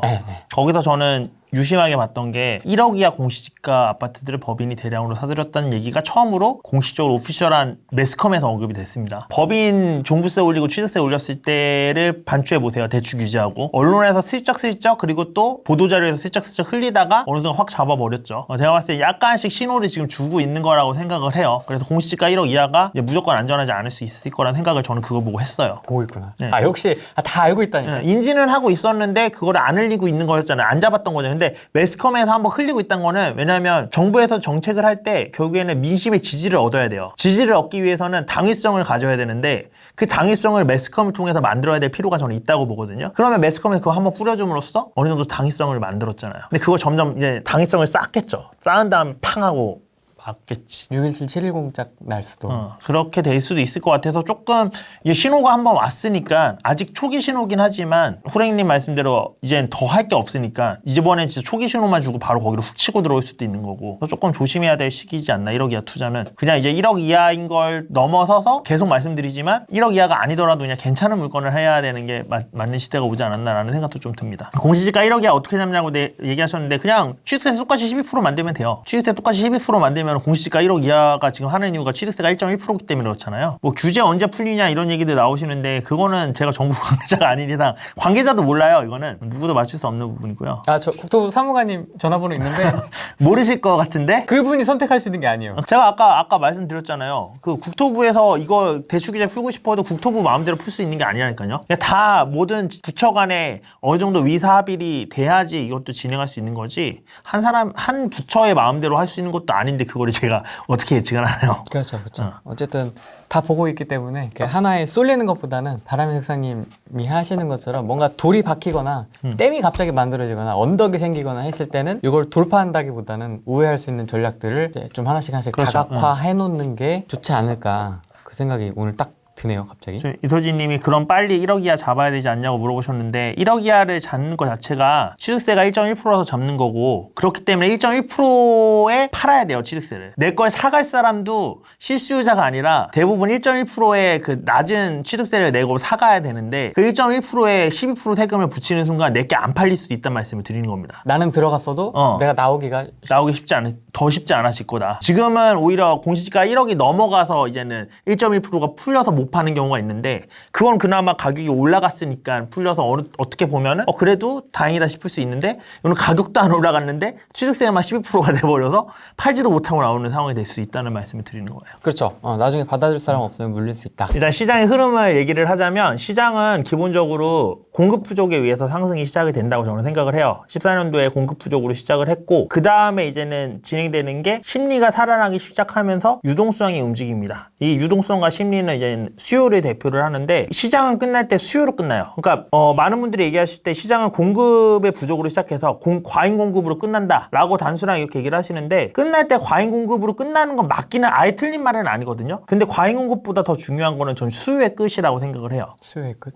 이거에 왜 그러냐면 시작할 때는 실수요자들에 의해서 보통 시장이 돼요. 물론 투자자들도 중요하지만 그러면은 공급이 부족하니까 어쩔 수 없이 그 사람들이 집을 사기 시작합니다. 내가 전세로 살려다 보니까 집이 부족하니까 전세가가 많이 올라가 있고 집값이랑 별로 차이가 안 나다 보니까 그 매수로 넘어가기 쉬운 거죠, 전세에서. 그런 쉬운 부분들도 있고 그리고 집이 없다 보니까 어찌됐든 있는 집을 살아야 돼요. 만들어진 집들을. 그래서 공급이 부족해서 시장이 상승할 때 가장 그거를 빨리 캐치해 줄 수 있는 그 지표는 준공업 미분양 지표예요. 준공업 미분양이 이미 다 집이 지어졌는데 분양이 안 된 집들이죠. 일명 악성. 네, 악성 미분양. 근데 내가 들어가서 살 집이 없고 전세가는 미쳐 날뛰는데 이미 지어진 집들이 안 팔린 게 있어. 그러면 그 집이 소진되기 시작하겠죠. 정말 이상한 위치에 있는 데가 아닌 이상은. 그럼 그런 악성 미분양들이 소진되기 시작하는 게 공급이 진짜 부족해져서 사람들이 체감하고 있다는 반증입니다. 그래서 실제로 각 지역들을 봤을 때 공급 부족으로 인해서 올라갔던 시점에는 다 악성 미분양이 신속하게 줄고 있는 모습을 볼 수가 있어요. 그럼 그 다음에 이제는 공급에서 움직이다 보면 이제 투자 수요들도 늘어나고 수요가 수요가 이제 움직이면서 가격을 좌지우지하게 되는데, 그래서 요즘에 투자할 때 보면은 공급을 별로 안 봅니다. 공급은 그냥 베이스로 체크는 하는데 공급이 많아도 다 오르죠. 보면은 과거에는 공급이 많으면 안 올랐거든요. 14년 15년도에는. 근데 지금은 공급이 많아도 다 올라요. 왜? 네. 수요가 움직이기 때문에. 근데 이 수요가 움직인다는 게 어떤 뜻을 가지냐면, 예를 들면 이 동네의 적정 공급량은 100이에요. 그러면은 110이면 과잉 공급이잖아요. 근데 투자 수요가 10만 들어왔어. 그럼 그거 적정 공급입니다. 왜? 수요가 다 커버했잖아요. 근데 이 수요 10이 들어온 사람들이 3개씩 샀어. 3개씩 살려고 이 지역에 들어왔어. 공급은 적정 공급 100이 된 건데 수요는 130이죠. 10이 들어오면서 각각 3채씩 살려고 했으니까. 그러면 공급이 부족해지는 현상이 나타나죠. 그러면서 가격이 뛰게 되겠죠. 그러면 그 다음에 120이 났어요. 과잉 공급이죠. 공급량만 봤을 때는. 근데 여전히 130이라는 수요가 있어. 투자자들이 들어와서. 그럼 아직도 과소공급입니다. 그러면 이거는 과잉 공급이라서 끝나는 게 아니라 이 수요가 멈췄을 때 끝나겠죠. 이 3명의 30이라는 새로 들어온 수요가 이 지역 이제 재미없네. 다른 지역 가야지 하고 빠지는 순간 이 과잉 공급이 현실화가 되면서 집 가격이 빠지는 겁니다. 이해되시죠? 그래서 지난 부동산의 그 사이클을 보더라도 상승기가 훨씬 더 길고요. 예를 들면 10년 주기라고 하면은 7년 정도 상승이 일어나고 3년 정도 하락이 일어나요. 보통 하락기가 더 짧습니다. 그게 되는 이유가 상승을 할 때는 과잉 공급이 됐어도 투자라는 수요는 얼마든지 늘어날 수 있잖아요. 투자라는 수요가 그 과잉 공급을 커버 쳐주고 있습니다. 수요를 늘리면서. 그러다가 그 투자 수요가 끝나는 순간 그 과잉 공급이 현실화되면서 뻥 하고 터지는 거예요. 그러니까 상승기는 오래 갑니다. 근데 그러고 나서 이제는 그게 조정되는 기간은 짧은 기간 동안 조정이 되면서 다시 상승이 일어날 때는 공급 부족만 나타나면 이제 상승이 일어나는 거잖아요. 그러니까 공급 부족까지 가는 기간은 그렇게 오래 걸리지 않거든요. 이거는 시장의 그냥 사이클대로 가는 거지. 수요자들이 이거를 바꿀 수 없으니까 이 사이클은. 예를 들면 7년 동안 올랐어요. 이때부터 이제는 공급이 집값이 떨어지기 시작하니까 수요가 끝나서 집값이 떨어지기 시작하면 분양이 줄 거고, 분양이 줄면 입주 물량이 주는 게 정확히 한 2, 3년 뒤부터 줄 거잖아요. 그러니까 이거는 한 2, 3년, 3, 4년이나 4, 5년 뒤면 반드시 공급 부정이 나올 수밖에 없지. 그러면은 하락장은 항상 길어봤자 4, 5년으로 픽스될 수밖에 없고, 상승장은 투자 수요가 얼마나 많이 유입되는가에 따라 7년이 될 수도 있고 10년이 될 수도 있고, 이렇게 될 수 있기 때문에 보통 상승장이 길고 하락장이 짧은 거고, 그렇기 때문에 제가 아까 그 시작은 공급에서 시작하지만 끝나는 거는 수요의 마름으로 끝날 거다. 그래서 이 마름이라고 표현하는 것처럼 수요는 물이라고 생각하면 편하기 때문에 마름으로 끝나는 거라고 표현을 드리는 거고, 그리고 또 여기서 이제 볼 수 있는 또 한 가지 흐름을 보면, 제가 최근에 이제 저희 부여공 수강생 방에서 한번 미분양 지표를 매매가랑에서 한번 쫙 띄워드렸었어요. 근데 보면은 요 방송 끝나고 한번 뭐 부동산 지이나 아파트 실거래가나 이런 데서 한번 보세요. 미분양 지수랑 매매가 지수만 띄워놓고 보시면 되는데, 미분양 지수가 줄어드는 순간 매매가가 폭등하기 시작합니다. 그러면 제가 아까 말씀드렸던 거랑 조금 다르죠. 중공업 미분양이 줄어야지 집값이 상승한다고 그랬는데, 중공업 미분양은 쌓이지도 않았었고 미분양만 좀 쌓였었는데, 미분양이 줄어들면서 시장 가격이 올라가기 시작했단 말이에요, 매가가. 그럼 이건 왜 그런 거냐면은 이미 지금 요 2, 3년 전부터도 벌써 유동성장이었단 말이에요. 투자자들이 많이 움직이는 장. 그럼 투자자들이 어느 낮은 지역, 물이 흐르는 지역으로 갈 때 뭐부터 잡겠어요? 분양권이 투자금 제일 적게 들죠. 미분양이면 마피 붙었을 거 아니에요. 분양가에 마이너스 막 500씩 해서 잡으면 진짜 투자금 2,500, 3,000만 원 이렇게밖에 안 되잖아요. 그것도 신축인데. 신축이면 그 지역에서 대장이 될 가능성이 되게 높고. 그러니까 미분양들부터 투자 수요에 의해서 소진이 되는 겁니다. 실수요가 아니니까. 그러니까 이 물의 흐름이 미분양부터 소진시키니까 어느 정도 수요에 의한 시장이 되고 난 후부터는 중공업 미분양이 아니라 미분양 지수가 그냥 줄어드는 걸 보고 들어가도 성공한 투자를 할 수가 있는 거예요. 이해되시죠? 그래서 공급이 부족할 때 중공업 미분양이 줄어드는 게 지표지만, 지금처럼 수요가 이제 활발하게 움직이는 시장에서는 그냥 미분양만 줄어들어도 바로 시장이 상승으로 이어진다라는 거고, 그래서 이런 것들을 보고 이제 전국을 보면요, 2008년도쯤에도요, 그 2006년도, 7년도 이쯤에도 원래 이제는 그 시장의 사이클이, 제가 예전에 후레기 TV에서도 나와서 말씀드렸지만 저는 거시 경제를 별로 안 본다고 말씀드렸잖아요. 왜냐하면 서프라임 모기지가 터졌어도 부산이랑 대구는 올랐었다, 서울만 떨어졌었지, 이런 얘기들을 드렸었는데, 그렇게 말씀드렸던 것처럼 우리나라가 크지는 않지만 전국이 다 각자로 움직여요. 사이클이 다 달라요. 또 어느 지역에 오를 때 어느 지역은 내리고 이런 식으로 사이클이 달라지는데, 과거 2006년, 2007년도쯤에도 전국이 동조화 됐었어요. 다 같이 올라가고 있었어요. 그러다가 이제는 2008년, 2009년 거치면서 다시 또 이렇게 분리돼서 움직이기 시작하다가 지금 다시 나타나는 현상이 다시 동조화되고 있습니다. 원래 지역별로 사이클이 달라지는데 왜 똑같이 하냐면, 우리나라 인구가 어디 제일 많이 사냐면 서울과 수도권이 제일 많이 삽니다. 근데 서울의 수도권의 집값이 올랐어. 그러니까 이제는 투자를 할 수 있는 그런 욕망이 생기고 돈도 제일 많이 굴릴 수 있는 사람이 많으니까 그만큼 유동성이 많겠죠. 그게 전국으로 흘러나가다 보니까 서울이랑 수도권 상승이 어느 정도 진행되다 보면은 전국이 동조화되기 시작해요. 다 상승으로. 근데 서울 수도권이 꺾일 때는 이제 투자 수요가 전국에서 많이 빠졌잖아요. 지금 내 집도 떨어지고 있는데 어디 원정 투자를 나가. 그러니까 떨어지기 시작하니까 그때는 진짜 공급에 솔직하게 공급이 많은 지역은 지방도 떨어지고 공급이 부족한 지역은 지방이라도 서울 수도권 떨어질 때도 오르고 이런 식의 현상이 발생하는 거예요. 실거주 목적으로 지방도 집 사면 절대 안 되는 건가요? 아니요. 지방집 사셔도 되죠. 실거주면은 자기가 필요하면 사야 근데 되도록 좋은 집을 사시라는 거예요.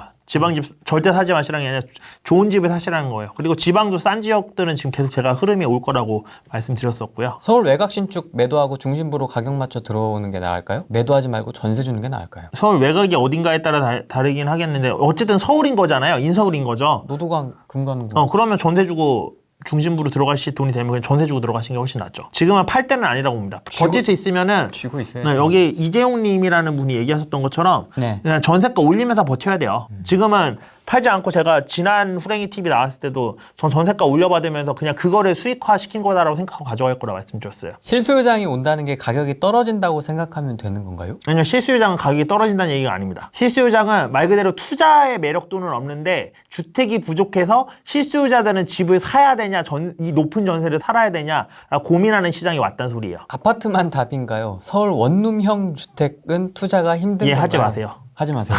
하지 마세요. 보시면 알겠지만 강남역 근처에 있는 원룸 오피스텔도 강남역 완전 도보권 한 5분 10분 거리에 있는 강남 오피스텔들의 이 원룸짜리 가격이 어떻게 움직였나 보세요. 거의 움직임이 없습니다. 오늘 병원에 갔다가 노인분들 많으신 거 보고 고령화 때문에 대학병원 세건이 중요하겠다라는 생각이 드는데 어떻게 보시는지요? 너무 장기 투자 보시는 거죠. 그 정도 노령화가 될 때까지 나는 거기에 베팅을 하시겠다는 소리잖아요. 저 정도까지 되려면 버스를 타면 저희가 앉을 자리가 없는 정도. 그러니까 전부 다 노약자석. 그러니까 항상 모든 투자도 그렇고 사업을 함에 있어서도 너무 빠르시면 안 돼요. 그러니까 적당히 반 템포 정도 빨라야지 템포가 왔을 때 들어오는 사람들한테 내 걸 빠르게 가격 올려서 팔고 나오실 수 있는 건데 네. 지금은 너무 성경지명이 좋으셨어. 그래서 안 돼요. 우리 적폐들은 이제 어디로 가서 어떻게 투자를 해야 됩니까?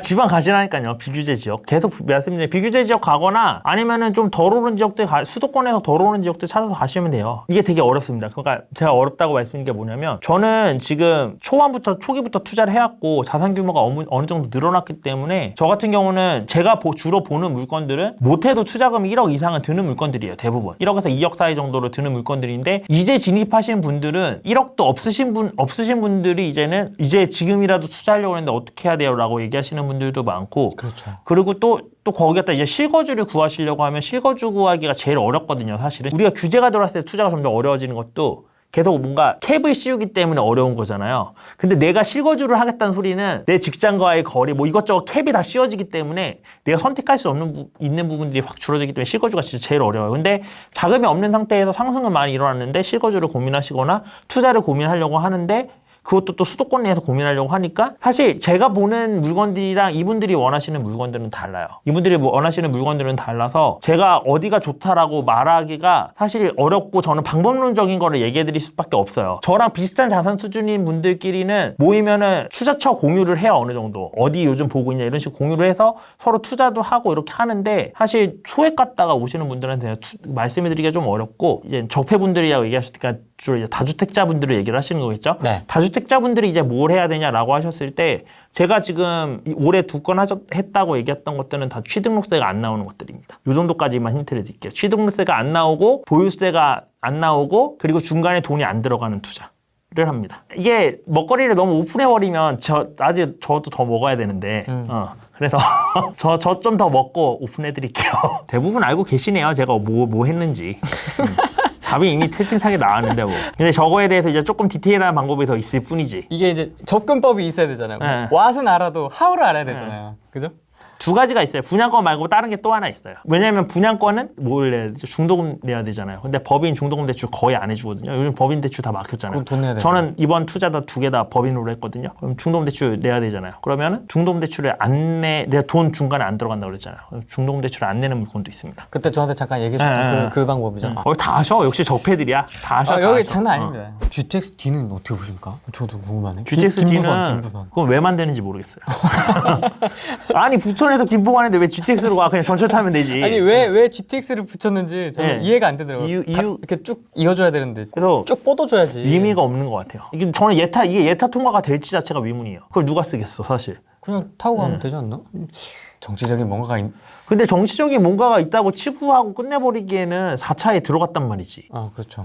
그러니까 그게 또 어떻게 된 거야? 그래서 제가 이 얘기를 듣고서 제가 얘기를 했던 거 이거였어요. GTX D 자체는 의미가 없다. GTX D 자체는 의미가 없는데 이거랑 비슷한 사례를 말씀드리면요. 인천 지하철 1호선, 2호선이 의미가 없는 노선이었어요. 아무 일자리랑도 연결이 안 되고 인천 내에서도 그렇게 크게 의미 있는 노선이 아니었거든요. 근데 얘네가 어디랑 환승이 되기 시작하면서 지금 뭐 검단이나 이런 데들이 그 공항철도나 뭐 이런 거랑 연결되기 시작하면서 비로소 의미를 가지기 시작해요. 그 노선을 타고 인천 사람들이 공항철도나 이런 거랑 환승하면서 직장으로 갈 수 있는 그게 훨씬 편의성이 생겨지는 그런 식으로 위기가 생기기 시작하거든요. 그래서 제가 이번에 그 4차 철도 계획 나왔을 때도 수강생분들한테 보라고 말씀드렸던 게 노선이 어디 생기는지도 중요하지만 그것보다 더 중요한 건 각 노선이 가지고 있는 의의예요. 왜 정부가 이 노선을 개발하려고 하지? 라는 의의가 중요한 겁니다. 이 당위성이 있어야지 그 노선이 생길 가능성이 높은 거고 빨리 추진이 될 거고 그래야지 그 노선이 계획이 안 바뀌고 그렇게 생기는 거거든요. 근데 단순히 노선 그려놓은 거에 집중하시면 안 되시고요. 그것보다 더 중요한 건 지금 앞으로 정부가 철도를 어떻게 보는지 철도의 역할을 뭘로 생각하는지 그래서 이 노선을 왜 만들어야 된다고 얘기를 한 건지를 보시는 게 훨씬 더 중요합니다. 남북통일. 그래서 GTX D 노선을 놓는 거는 그래서 이게 어디랑 연계될 수도 있다 라는 생각이 드는 게 하나고 두 번째는 GTX D 노선 사이에 그 사이에 김포가 됐든 아니면 부천이 됐든 뭔가 산업단지나 뭐 테크노밸이나 이런 게 크게 들어올 계획이 있을 수도 있겠다라는 생각을 했어요. 왜냐면 GTX D 노선이 들어온다는 결국 일자리랑 연결된 거나 상업성이 있는 곳으로 연결시키기 위해서거든요. 사람의 수요가 많은 곳으로. 근데 지금 우리가 김부선의 쓰레기다라고 얘기하는 거는 그 사이에 어디에도 사람들이 그걸 타고서 빨리 가고 싶은 지역이 없기 때문이에요. 근데 그렇다 치면은 거기에 만들 계획이 있을 수도 있는 거예요. GTX D 노선 사이에. 그게 4차에 들어갔다는 소리는. 그러면 그 주변 라인에 혹시 개발 계획이 있는지를 봐야 돼요. 그러면 이 쓰레기였던 GTX D 노선이 갑자기 빛이 나기 시작할 수도 있습니다. 예. 그 개발 계획 그것도 한번 살펴볼 필요가 있겠네요. 앞으로 나오는 것들이나 이미 나와 있는 것들. 실제로 제가 지금 살고 있는 광명역 같은 경우도 광명역 처음 들어왔을 때 미쳤네 KTX 역사를 왜 요 허허발판에 지어 이렇게 욕 엄청 많이 먹었어요. 근데 지금 누구도 욕하지 않잖아요. 되게 합리적이잖아요. 네. 개발. 그렇게 될 수 있다는 거예요. 수도권 신축보다는 서울 역세권 구축이겠죠. 장기적으로 보신다면 서울 역세 구축이 맞고요. 지금 단기적으로 보신다면 수도권 신축이 나을 수도 있어요. 가격 상승으로 봤을 때. 실거주시겠죠? 네, 실거주시면은 서울 역세 구축이 나으시죠. 실거주 입고를 저는 장기로 들어간다라고 얘기를 하고 가정을 하고 말씀드리는 거기 때문에 장기라고 하면은 서울 역세가 당연히 낫습니다. 결국에는 구축이 됐을 때 남는 거는 땅값인데 땅값이 경기도가 비싸냐 서울 역세가 비싸냐라고 물어보신 거거든요. 누구나 다 서울 역세 땅값이 비쌉니다라고 얘기하겠죠. 지금 대형이 오를 거라고 얘기하는 거는 대형 공급이 많이 없기 때문이거든요. 근데 애매한 곳에서 아무리 대형 공급이 없다고 해도 애매한 곳에서 대형 투자하시면 진짜 이상할 수도 있습니다. 옛날 용인. 용인 같은 경우는 그래도 좀 돈 있으신 분들이 있고 거의 용인 경계선에 있는 애들 있잖아요. 그쵸. 처인구 이런 데 있는 대형 같은 경우는 하면은 진짜 물리실 수 있고요. 그 대형 평수를 누가 원하시는지 잘 생각을 해봐야 돼요. 그리고 그 공급량이 이게 되게 추상적인 얘기기는 한데 이렇습니다. 예를 들면 대형 평수를 원하는 사람들은 결국 그만큼 살만한 사람들이거든요. 경제적 여유가 있는 분들이에요. 그러면은 그 지역에 경제적 여유가 많으신 분들은 대형 평수가 그만큼 많이 수요가 있겠죠. 근데 경제적 여유가 없는 사람들은 대형 평수에 대한 수요가 있다고 하더라도 가격이 올라가면 안 사겠죠. 대형 평수를. 내가 이 돈 주고 대형 평수 사느니 우리 아들 학원 하나 더 보내야지. 아니면 우리 밥 세끼리 다 못 먹는데 무슨 대형 평수 이렇게 할 수 있기 때문에 그런 지역에 있는 대형 평수는 좀 애매할 수 있고 근데 이제는 어느 지역에 가더라도 최소 건물주나 이런 분들이 살기는 살 거잖아요. 그 주변 어딘가에. 그런 지역 같은 경우는 대형 평수의 수요가 일부 있기는 하겠지만 그런데 또 대형 평수가 많으면 나머지 대형 평수들은 거래가 안 될 거잖아요. 그럼 결국 가격 상승에 있어서는 제한이 있을 수밖에 없어요. 그래서 대형 평수를 투자해야 되냐 말아야 되냐는 물론 대형 평수 공급이 부족해서 전반적으로 오르는 지역들이 많겠지만 소득원이 자금력이 어느 정도 있는 사람들이 사는 지역들만 대형 평수의 상승률이 꽤 높을 거라고 봐요. 해바라기 투자클럽님, 요즘은 잔잔바리 정리하고 똑띠 한 개로 버티는 것도 좋습니다. 한 개는 아쉽고 2개 정도는 돼야죠. 2개 정도? 2개 정도는. 잔잔바리는 정리하는 게 좋고요. VS 나왔습니다. 현재 투자하겠다고 하면 사이즈에 따라 다를 것 같긴 한데 현재 수도권 또는 비규제 지방. 투자금에 따라 다르죠. 투자금에 따라 다른데 가성비라서 좀 비규제. 세금이나 이런 것들 봤을 때. 왜냐면 취등록세가 워낙 비싸기 때문에 일단 버리고 들어가잖아요. 취등록세를. 물론 이제 뭐 비용으로 공제해주긴 하지만 버리고 들어간다고 했을 때 메리트가 많이 떨어지죠. 그 매가가 클수록. 그렇기 때문에 수도권은 기본적으로 매가가 큰데 비규제 지역은 아직 그 정도 덩치는 아니니까 비규제 지역. 하반기에도 서울 구축보다 비규제 지방이 더 상승할까요? 상승률로 보면은 비규제 지방의 상승률이 더 크겠죠. 상승률로 보면. 근데 가격대로 보면은 서울이 더 클 거고. 그렇겠죠. 네. 율과 폭의 차이. 갈아타기는 하락기 하시는 거예요. 하락기에. 세금도 조금 양도세도 좀 깎아주고 갈아타기 권장하는 시기가 올 거거든요. 그리고 하락기에 비싼 것들이 더 많이 내려갑니다. 보통. 좋은 지역은 안 떨어질 것 같죠. 좋은 지역이 더 많이 떨어져요. 하락기에. 왜냐하면 좋은 지역은 좋은 지역인 만큼 프리미엄이 그만큼 껴있기 때문에 프리미엄 이꼬르 형 가격이 아니기 때문에 거품이거든요. 사실 나쁘게 얘기하면 프리미엄을. 그렇기 때문에 더 많이 떨어져요. 프리미엄 있는 지역들이. 지금 조정기인데 갈아타기 시점 아닐까요? 조정기로 보시는 분도 계십니다. 아마 요 라이브 처음부터 안 보셨던 것 같은데 네. 저는 지금이 조정기가 아니라 원래 4월 달은 이런 시기입니다. 제가 그래서 아까 초창기에 네이버에서 2020년 4월로 그 필터링에 검색할 때 필터링 걸 수 있거든요. 2020년 4월로 검색해서 뉴스 검색해 보시고 2019년 4월로 해서 뉴스 검색해 보시라고 말씀드렸어요. 그 검색해서 서울 집값 이렇게만 치면 제일 상단에 다 하락하고 있다고 뜹니다. 2019년에도 그랬고 20년에도 그랬고 21년에도 그랬어요. 투자를 분산하라고 하셨잖아요. 한 지역에 몇 개 적당하다고 보시나요? 저는 처음에 할 때는 2개씩 했어요. 무조건 한 지역에. 왜 2개씩 했었냐? 부동산을 잘 컨트롤하기 위해서. 물건이 하나인 사람보다는 2개인 나를 더 많이 케어를 해줄 거니까. 그래서 거의 2개씩 투자했었거든요. 2개 아니면 3개. 근데 요즘에는 그냥 하나씩 해요. 왜냐면 투자금이 많이 들기 때문에 굳이 거기서 2개 할 돈 있으면은 더 좋은 지역에 하나 하는 게 낫지 라는 생각이 좀 들기도 하고. 근데 또 이렇게 말하면 또 지금 하나로 모아가게 하실까봐 좀 걱정돼서 말씀드리면 앞으로 제가 예측하는 시장은요. 상방은 올라가긴 올라갈 텐데 거래량이 활발하게 일어나면서 막 팍팍팍 치고 올라가지는 않을 거예요. 왜냐면 15억 이상 일단 대출이 막혔고 그 이상 넘어가는 집들은 그냥 그들만의 리그예요. 약간. 진짜 돈 많으신 분들만의 리그이기 때문에 우리가 생각하는 뭐 투자 수익을 낼 수 있고 막 이런 거는 아니기 때문에 그런 쪽에 투자하는 거는 조금 애매하지 않나라는 생각이 들고요. 네. 그래서 거기 쪽은 이제는 올라가긴 하겠지만 거래량이 되게 극소수로 잡히면서 신고가를 찍는 식으로 올라갈 것 같다라는 얘기고 좀 더 활발하게 움직일 만한 곳들은 아까 말씀드렸던 15억 이하 혹은 9억 이하의 수도권 인근에 있는 그런 집들이 그 대출 나오는 그 레버리가 나오는 그 가격대까지 착착착 치고 올라갈 가능성이 저는 더 높다고 보고요. 중위 가격 예. 아파트라고 해야 될까요? 그 다음에 이제 비규제 지역들이 더 올라갈 가능성이 높다고 생각을 하기 때문에 지금 굳이 뭐 엄청 똘똘이한 채로 몰아가는 게 그렇게 막 수익률로 봤을 때는 엄청 좋은 선택은 아니라고 봐요. 그리고 그렇게 가격이 많이 조정되지도 않아. 지금 뭐 4월이라고 해도 가격이 그렇게 많이 떨어진 건 아니기 때문에 지금 갈아타기 하는 게 크게 의미도 없고요. 갈아타기 할 때 제일 좋은 시기는 하락기 말기, 하락이 끝나갈 때쯤 혹은 상승기 초반. 이때 말고는 상급지로 갈아타기 하기가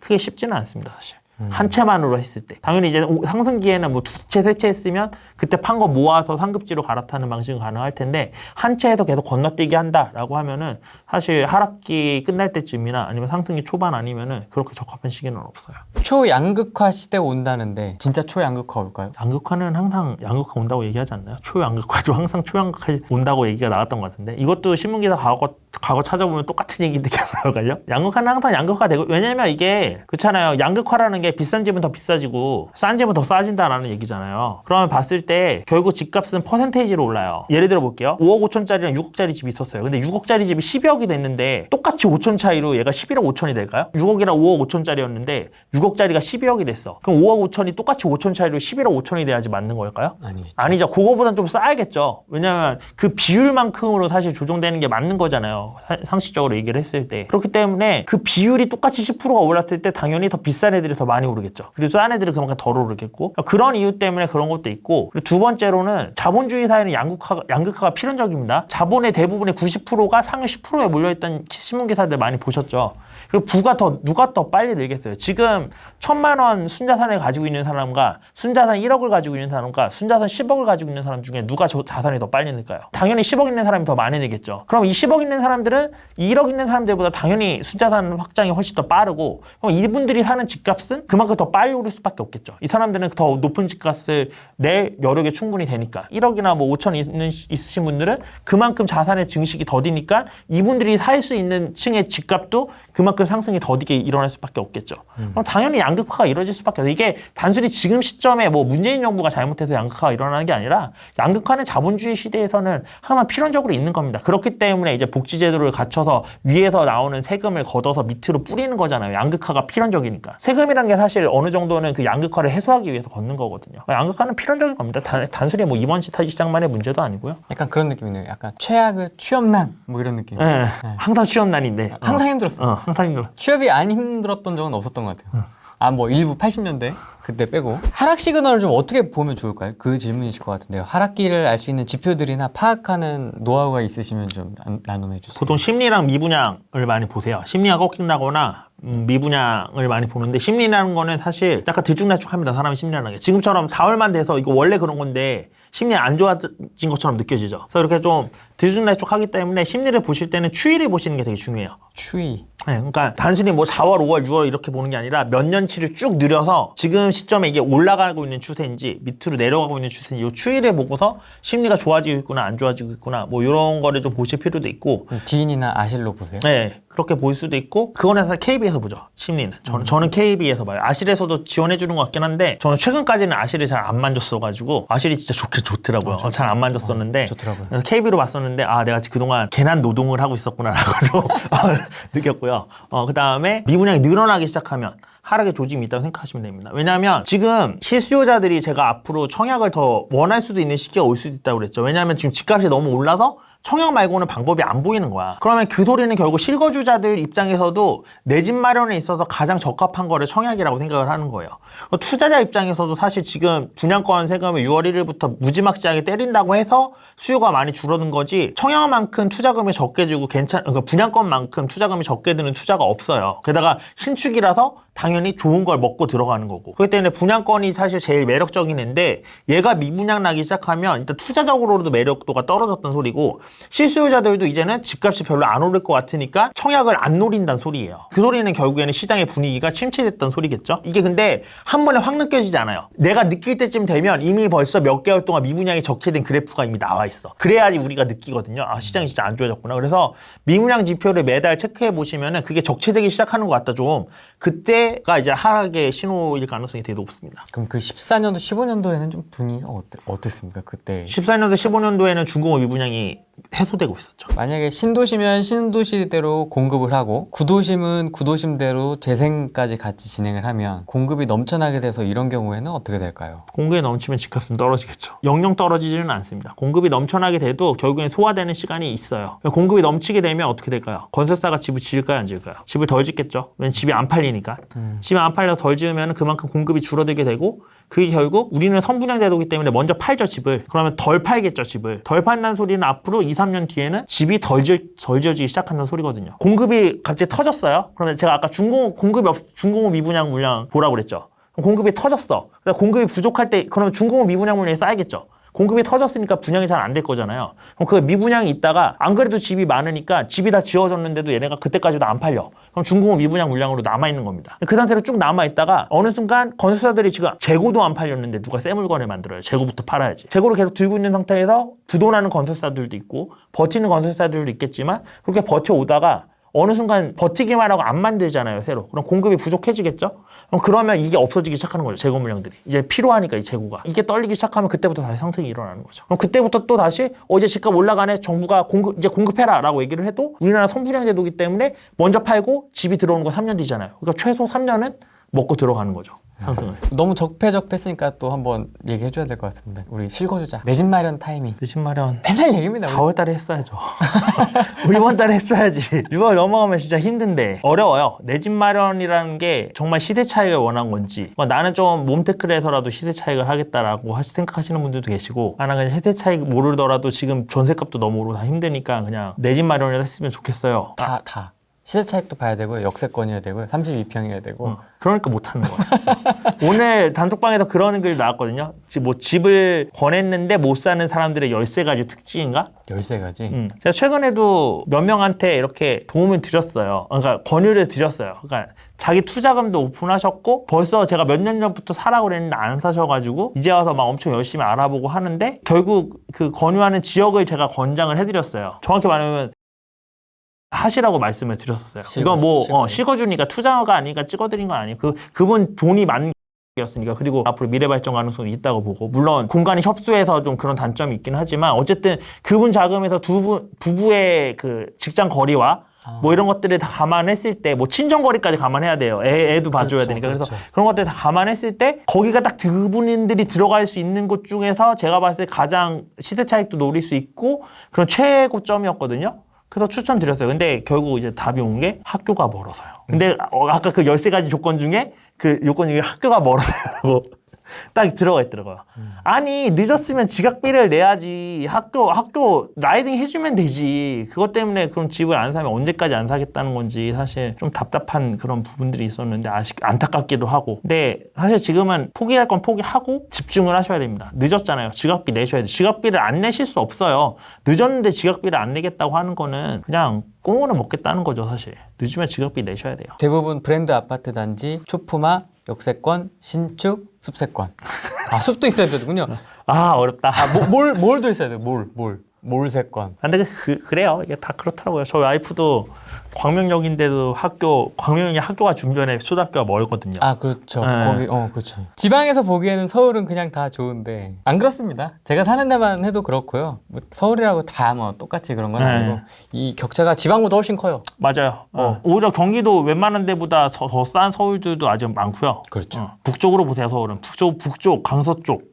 아직 좀 저평가되는 데들이 좀 있다고 봅니다. 3기 신도시 사전 청약은 하지 마세요.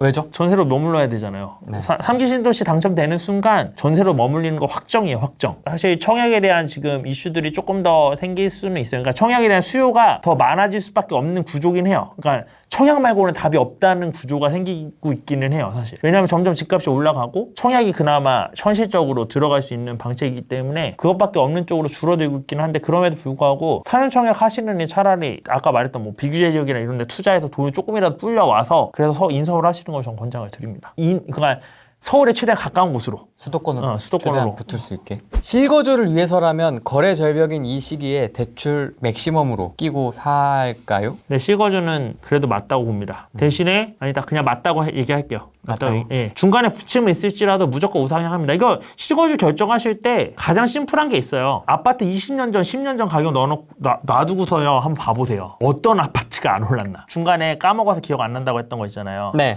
그게 이 얘기였어요. 이거랑 비슷한 얘기인데, 그 투자처 어디 투자해야 되냐고 물어서 제가 물은 높은 데서 낮은 데로 흐른다고 말씀드렸잖아요. 14년도 정도부터 투자하셨던 분들이 지금 와서 보죠? 지금 아까 제가 초반에 말씀드렸던 그런 정말 이상한 물길이 말라버리는 곳에 있지 않은 아파트라면은 우리가 아파트를 고른 게 무슨 의미가 있지 싶었을 정도로 다 올랐어요. 그냥 한 바퀴 사이클을 돌면서 계속 다 오릅니다. 그렇기 때문에 사실 그때 투자 시작하셨던 분들은 그냥 많이 했으면 됐지 굳이 뭘 고른 게 의미가 없었구나. 진짜 그 안 오른다는 안산을 샀는데도 결국에는 안산도 몇 억씩 뛰고 내가 안 팔고 가지고 있었으면 결국에는 다 올랐구나. 이거 상관없이 이게 시장이라는 거거든요. 그래서 물은 높은 곳에 계속 낮은 곳으로 흐르는 거고, 그렇기 때문에 실거주를 사시는 것도 결국 이렇게 다 오르기 때문에 중간에 뭐 시장이 꺾여서 조정기를 거칠지언정 10년 정도를 보면은 집이 떨어지는 일은 없어요. 여기가 정말 뭐 10년 뒤에 인구가 없어져서 여기는 공동화될 거야, 이런 지역이 아닌 이상은 그렇게 쉽게 꺾이지 않습니다. 그래서 실거주는 지금이라도 사두시는 거 추천드립니다. 왜냐면 더 오르면은 못 사잖아요. 그죠? 이것도 케이스 바이 케이스인데요. 사람에 따라 다른 것 같은데, 택지지구, 역세권, 학세권, 뭐를 제일 중요시 보시나요? 실거주 기준이면 그 본인에 따라 다르신 건데. 그쵸. 저는 사실 뭐 재택하거나 차로 주로 움직이니까 역세권이 크게 중요하지는 않은 사람이고. 저는 여기 제일 중요해요. 네, 애기도 없고. 맞아요. 그러니까 그거마다 다 다르신 거고. 투자에 있어서 만약에 얘기를 한다 그러면 셋 다 보너스예요, 그냥. 제일 중요한 건 흐름입니다. 흐름이 제일 중요한 거고요. 세 개는 다 보너스인데, 보통 이제 택지지구면은 학세권이 갖춰져 있죠. 대부분의 택지지구는 요즘 같이 교육이 들어가니까. 근데 세 개는 그냥 보너스라고 생각하시면 됩니다. 흐름이 오면 다 올라요. 실거주자 보통 아파트 몇 년 차에 갈아타게 하시나요? 분양 받고 나서 기준인가 보죠, 이거는? 아파트 몇 년 차가 중요한 게 아니에요. 아파트 몇 년 차가 중요한 게 아니라 아까도 말씀드렸다시피 하락기 때 갈아타게 하시는 거예요. 예를 들면 내가 워너비 하는 아파트가 있어요. 여기서 땅 점프하려는. 그 아파트가 지금은 2억 차이가 나. 근데 하락기가 와서 1억 5천 차이로 줄어들었어. 이때 점프하시는 거예요, 그냥. 이게 몇 년 차가 중요한 게 아니라. 제가 빌라 투자는 기본적으로 별로 안 추천드려요. 제가 빌라 얘기도 하나 해드릴까요? 제가 2014년도 11월에 처음 투자해서 15년도에 목표가 월에 한 채씩 하자였어요. 그래서 15년도 끝났을 때 12채를 했습니다. 근데 제가 시작할 때 8천 들고 시작했었거든요. 그래서 레버리지 다 땡겨서 진짜 그 12채를 한 거였단 말이에요. 15년도에. 근데 돈이 거의 다 떨어졌어요. 그래서 할 게 없잖아요. 아직 할 게 없고 심심한데 제가 그때 처음에 부동산 입문을 할 때 저도 경매 공부로 입문을 했었는데 경매를 딱 하려고 가봤더니 그때 막 시세보다 더 높게 낙찰이 되는 거예요. 다 호가보다도. 그래서 이런 경매를 왜 해? 그리고 저는 15년도에 오를 거란 확신이 있었거든요. 진짜 언제 낙찰받을 줄 모르는 경매하느니 그냥 부동산 가서 사야겠다 해가지고 월에 한 채씩 산 거였어요. 샀었는데 돈이 없잖아요. 경매는 나중에 해야 된다는 생각이 있었거든요. 근데 돈이 없으니까 이제 16년도쯤에 어차피 나중에 경매하더라도 지금 미리 한 번 정도 경험해두면 그때 한 번 해봤으니까 더 잘하겠지 라고 생각해서 경매 낙찰을 빌라를 몇 개 받았단 말이에요. 근데 그때 6,300에 낙찰받았던 빌라가 있거든요. 인천 서구 쪽에 있습니다. 그러니까 경기장에서 산책할 수 있는 데 있는 빌라인데요. 근데 제가 6,300에 그때 시세로도 싸게 낙찰받았습니다. 최근에 빌라 매도하려고 부동산에 들렸거든요. 부동산님한테 얼마에 팔 수 있어요? 그랬더니 제가 그거를 인테리어를 또 800을 주고 했어요. 왜냐면 2016년에 받아서 그 전에 살던 세입자도 원래 사시던 세입자분도 인테리어 안 한 상태에서 살고 계셨고 제가 그거 해서 이제 살짝 페인트 칠만 하고 어르신께 나이 많으신 어르신께 해드렸었는데 그분이 4년에 사셨어요. 30개월 월세 밀리시면서. 그러고 그분 나가시고 나서 이분 나가니까 너무 지친 거예요. 이 집에 대해서. 그리고 저희 집에서 멀기도 하고 서구 쪽이니까 멀기도 하고 그래서 한 반년의 공실로 그냥 두다가 이때 왔을 때 좀 팔아야겠다 해서 인테리어를 800 주고 했단 말이에요. 그러면 6,300에 인테리어 800 들었죠. 7,100이잖아. 7,100 들었는데 부동산 갔더니 인테리어 왜 하셨어요? 인테리어 했어도 6,300밖에 못 받아요. 왜요? 시세가 그래요. 대부분의 빌라 투자는 종말이 이렇습니다. 어떤 느낌인지 아시겠죠? 끝이 이래요. 끝이 이렇고 공시지가가 매가보다 어떻게 더 높아. 아무튼 그렇기 때문에 웬만한 빌라 투자는 제가 권장을 별로 안 드려요. 저도 재개발 투자도 해보고 그냥 빌라 투자도 해보고 월세형으로 다 해봤기 빌라 투자도 웬만한 방식으로는 뭐 인테리어에서 파는 식으로도 해보려고 했었고 물론 인테리어 팔지는 못했지만 어쨌든 인테리어 하는 과정을 거쳤으니까 그래서 빌라 완전 팩급 했을 때 인테리어비 얼마 정도 나오는지도 알고 그렇게 했을 때 매도를 어떻게 하는지 알고 저 빌라에 대해서 알 만큼 알거든요. 근데 그래도 추천드리고 싶지 않아서 빌라 추천을 안 드리는 건데 그럼에도 불구하고 서울 빌라를 저는 아직도 가지고 있는 게 하나 있거든요. 용산 쪽에. 용산 쇼창동이라 막 용산의 이슈의 중심에 있는 곳들은 아니에요. 근데 그럼에도 불구하고 그냥 서울 땅이니까 그것도 용산구에 있는 땅이니까 이라는 생각으로 그 빌라는 가져가는 거예요. 근데 이제 장기로 가져갔을 때 리스크는 너무 낡은 걸 사게 되면은 장고장이나 이런 것들이 엄청 많이 발생하기 때문에 유지보수. 그런 유지보수 이슈는 있겠지만 그래도 땅값은 서울 땅값이 오를 거라는 거는 누가 생각해도 뭐 불변하는 진리니까 그러니까 그냥 서울 빌라는 서울 땅을 산다라는 느낌으로 가져가시면 될 것 같아요. 여기서 신축 빌라 쳐다도 보지 말라고 하시는 거는 분양받지는 말라는 말이에요. 분양받으라는 얘기는 아닙니다. 지금 말하는 신축 빌라를 분양받으라는 소리가 아니라 좀 한 5년 10년 이내에 좀 새 빌라를 하는 것도 괜찮다라는 말씀을 드린 거예요. 신축 빌라 분양받으라는 얘기는 절대 아닙니다. 장기적인 관점에서. 네. 뭐 생각의 전환은 아니고 뭐 다 알고 있는 것들이죠. 사실 우리가 알고 있지만 손이 안 가서 이제. 그렇죠. 손이 안 가서 안 하고 있는 거라서 뭔가 좀 나는 빌라에 대해서 좀 나는 한번 체험 삶의 현장을 해보고 싶다 하시면은 인천 가시면 됩니다. 왜 꼭 그렇게 됐나 몰라요. 인천 빌라가 거의 성지예요, 성지. 그래서 제가 썩비를 하지 말라는 거예요. 그것 때문에. 왜 썩비를 하지 말라고 그러냐면 인천 빌라 성지잖아요. 가서 이거 둘러보면서 물어봐요. 이거 매물들 경매 왜 나왔냐고 물어보면은 다 지난 장에 재개발 지역 될 거라고 이슈 돌아서 피가 막 1억씩 붙은 거를 맨 마지막 매수자가 샀다가 시장 죽으면서 재개발 진척도 안 되고 그대로 보류되고 있다가 이제 버티다 못해 경매로 넘어온 것들이 인천 빌라들이 그렇게 경매로 많이 넘어오고 그리고 경매를 배운 사람들이 인천에서 경매 물건이 많이 나오니까 경매 강사들이 인천에 있는 빌라 투자라고 이렇게 추천을 하는 거고 그러다 보니까 인천에 빌라 하게 되는 거예요. 근데 지금 썩비 투자하시는 분들이 똑같이 그 시기에 잡았던 분들이랑 똑같은 신세가 될 수도 있다는 거예요. 물론 선진입하면 누군가 프리미엄 1억 주고 사는 사람한테 호구한테 던지고 나올 수 있을 수도 있겠지만 그렇지 못하면 어떡하냐는 거죠. 대림동 차이나타운 근처 빌라는 어떨까요? 제가 여기 살고 있습니다. 구로 이쪽에. 교통은 좋은 것 같은데 뭔가 슬럼가 느낌이 있는데 하지 마세요. 제가 실거주자입니다. 하지 마세요. 땅 입장에서는 괜찮습니다. 저는 땅을 사는 느낌에서. 근데 여기는 좀 더 리스크가 있죠. 관리 리스크가. 왜냐면 조선족이나 중국인들이 들어왔을 때 관리에 있어서 더 어려움이 생길 수 있기 때문에 관리 리스크는 좀 더 있다고 봅니다. 대림 쪽 얘기 이제 들어보면 대충 분위기 나오거든요. 지금 동진을 하고 있어요. 그 중국 분들 돈이 많잖아요. 그러니까 옛날에 그 가난한 조선족이 아니고 황해 조선족이 아니라서 요새는 여기서 사업을 동쪽으로 해서 이동해 간다고 그러시더라고요. 넓혀 간다고. 신길로 지금 계속 거의 신길 이제 접수하려고 하겠어. 신길 뉴타운 쪽으로 이렇게 동진하고 있고 그 다음엔 어디겠습니까 이제 2호선 라인으로 그래서 제가 괜찮을 수 있다고 얘기를 하는 거예요. 왜냐면 돈 많은 사람들이 왔으니까 돈 많은 사람들이 오면 그 상태로 안 둘 거라고요. 어떻게 뭐 중국 자본이 들어오든 뭐라든 한번 갈아엎을 수도 있다는 얘기를 하는 거예요. 그러면은 그때 갈아엎을 때 이 땅을 어쨌든 갈아엎기 위해서 사가야 되잖아요. 그러니까 나쁘지 않을 수 있다고 얘기를 하는 거예요. 너무 장기적인 거 아니에요? 제가 아까 빌라는 장기적으로 보라고 그랬잖아요. 그냥 그 느낌으로 가는 거야. 그 느낌으로. 아니야. 그 꼴은 난 못 보겠다. 아니야. 그건 아닌 것 같아. 주말에 거기는 문화가 또 있잖아요. 중국 문화가 주말에 길바닥에서 이렇게 쫙 좌판을 깔아놓고 그게 리스크라고. 중국인들이 세입자인 게 리스크예요. 그러면 그 주거용 빌라하고 상가하고 이렇게 섞여 있잖아요. 거긴 또 이 양꼬치 냄새 맡으면서 이 쉽지 않습니다. 이게 나 그 꼴은 못 보겠더라고. 원래 아시죠? 그 지역에 사는 사람들이 자기 지역을 제일 저평가합니다. 참고하세요. 맞아요. 저 대전도 그랬습니다. 대전 투자 손도 못 댔잖아요 그때. 빌라 살 때 공동주택 가격은 어느 정도 봐야 하나요? 공동주택 가격이요? 재개발할 때 아니면 공동주택 가격은 잘 안 봐요. 믿을만하지 못합니다. 빌라의 공동주택 가격은. 근데 이제 이렇게 보는 경우가 있죠. 공동주택 가격 보는 경우가 전세를 줄 때 공동주택 가격 기준으로 전세를 주게 되거든요. 그것 때문에 내가 만약에 빌라를 사서 전세를 줄 예정이다. 그러니까 빌라 사서 풀피라고 하죠. 이게 예를 들면 빌라를 6,500에 사서 전세 7,000에 주고 500만 원 플러스 피 만들어서 그거 이제는 조금씩 모아가지고 뭐 5천만 원 만들어서 아파트 투자한다든지 이렇게 투자하시는 분들도 계시거든요. 근데 그런 분들이 하실 때는 공동주택 가격이 중요하겠죠. 왜냐하면 전세를 높게 맞추려면 공동주택 가격에 따라서 전세가 맞춰지니까 그럴 때만 보지 일반적으로 투자할 때는 잘 안 봅니다. 지주택 이제 막 들어온 빌라 단지 해제될 거라고 생각하고 투자하는 건 어떤가요? 그러니까 이 빌라 단지에서 지역주택조합을 하겠다고 회사가 들어왔는데 해제될 거라고 생각하고 투자하는 건 어떤 거냐는 말씀이신가? 지주택은 해제될 거라고 가정을 해도 어떻게 될지 모르니까 최종적으로 해제되면 나쁘지 않을 수도 있는데 계속 그 땅 가지고 상당히 장기간 장난쳐 먹거든요. 10년 이상 장난치는 곳들도 많아요.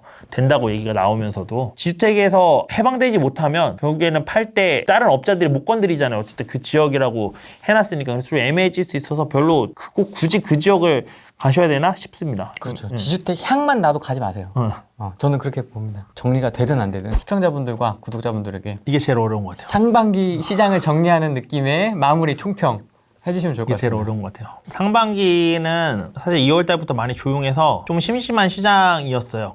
그리고 매스컴으로 보여지는 그 지표들도 되게 심심해 보이긴 했거든요. 근데 여러분들이 모르시는 곳에서 생각보다 움직이실 분들은 아직도 되게 열심히 움직이고 계시고요. 그 결과가 제가 아까 말씀드렸던 것처럼 뭐 시흥시 같은 경우에 뭐 2억짜리 아파트들이 갑자기 3억짜리 중반으로 이렇게 1억씩 뛴다든지 그리고 제가 그 법인물건 작년 말에 정리한 것들도 있거든요. 올해 이제 잔금 치렀던 것들 그런 것들도 잔잔바리들이었어요. 근데 그것도 마찬가지로 나중에 보니까 한 5, 6천 정도씩 올랐더라고요. 팔고 나서 한 달 정도 지났는데 그런 유들의 움직임을 지금 계속 간다는 거예요. 그러니까 사람들은 결국에는 돈이 없다고 느끼시죠, 내가. 근데 제가 아까 돈이 없어도 투자할 수 있는 방법은 있다고 말씀드렸지만 또 반대로 얘기를 하면은 나만 돈이 없는 게 아니라 돈이 없는 사람이 다른 사람들도 많고요. 이게 두 가지 면이 있어요. 나만 돈이 없고 다른 사람이 돈이 많아 이렇게 볼 수도 있고 내가 돈이 없는 것처럼 나처럼 돈 없는 사람도 많아. 이렇게 두 가지 면이 있기 때문에 돈이 없는 시장은 돈이 없는 시장대로 또 지금 계속 흘러가고 있어요. 그래서 단순히 지금 너무 많이 올랐다 이거 어디 투자를 해야 되나 이러지 마시고 대부분 이렇게 물어보시는 분들을 보면 결국 지표를 안 보세요. 제가 지금 오늘 중요한 지표 다 말씀드렸거든요. 사실 상승 어떻게 잡는지 알려드렸고 하락 어떻게 잡는지도 알려드렸어요. 그렇죠? 그리고 지금 흐름이 어떻게 흘러가는지도 알려드렸어요. 다만 뭘 보고 그걸 확인해야 되는지를 말씀을 안 드렸을 뿐이지 그 뭘 보고는 사실 블로그나 인터넷 검색 조금만 해도 다 나오거든요. 지금 상승률만 보고 덜 상승하는데 찾으면 되잖아요. 그거 찾는 거 별로 어렵지 않거든요. 검색하면 다 나오는 얘기들이고 그렇게 해서 찾아가시면 되는데 수강생 방에서 미분양 지수랑 이런 거 매매가 상승을 보여드렸던 한 번 다 쫙 훑어드렸다고 그랬잖아요. 그랬던 이유가 수업을 듣고 2, 3년이 지났는데 부동산지를 한 번도 안 열어보셨대. 제 수업 때 부동산지는 알려드렸는데 그러면서 맨날 투자 어디에 해야 돼요? 어디 하는 게 좋을까요? 라고 물어보시면 제가 뭐 떠먹여드릴 수도 없고 전 떠먹여드리는 스타일 아니거든요. 떠먹여드릴 수도 없고 그리고 저와 그분들이 보는 투자의 가격대라든가 이 투자 지역이라든가 이런 것들이 다 다른데 항상 추천 물건을 드릴 수도 없는 거거든요. 그렇기 때문에 결국 투자는 본인을 믿고 본인 확신으로 본인이 하셔야 되고 그러기 위해서는 꾸준히 계속 보셔야 돼요. 후랭이 TV 꾸준히 보시는 것도 당연히 중요하지만 통계치나 매매 가격이나 시세 같은 것들 꾸준히 계속 보셔야 돼요. 그 꾸준히가 답입니다. 꾸준히 보다 보니까 그리고 내가 절실해서 내가 이 1,000만 원밖에 없어 1,000만 원밖에 없는데도 내가 무슨 투자를 해야 될까라고 고민을 하다 보니까 아까 얘기 나왔던 부산에 2,000만 원짜리 아파트 같은 거 보게 되는 거예요. 내가 절실을 하니까. 그러면 지금 돈이 없어서 투자를 못 하신다고 생각하시는 분들 너무 많이 올라서 내가 지금 뭘 할 수 있겠어. 그러면서 전문가가 무슨 얘기 어느 지역 얘기하기만 기다리시는 분들은 좀 반성하시고 많이 찾아보셔야 돼요. 일단은 오늘 끝나고 지표부터 찾아보시는 걸로 시작을 하셨으면 좋겠습니다. 반성하세요. 이제 책이 이제 나오지 않습니까? 좀 있으면? 아니요. 연말이나 다음 한참 남았네. 출판사에서 좀 오래 걸릴 것 같아요. 거기도 일이 밀려 있는 것 같아요. 아, 그렇죠. 뭐 빠른 것보다는 제대로 된 책이 나오는 게 중요하니까요. 알겠습니다. 다음에 또 뵙도록 하겠습니다. 오늘 여기까지 하겠습니다. 고맙습니다. 예, 고생하셨습니다. 안녕.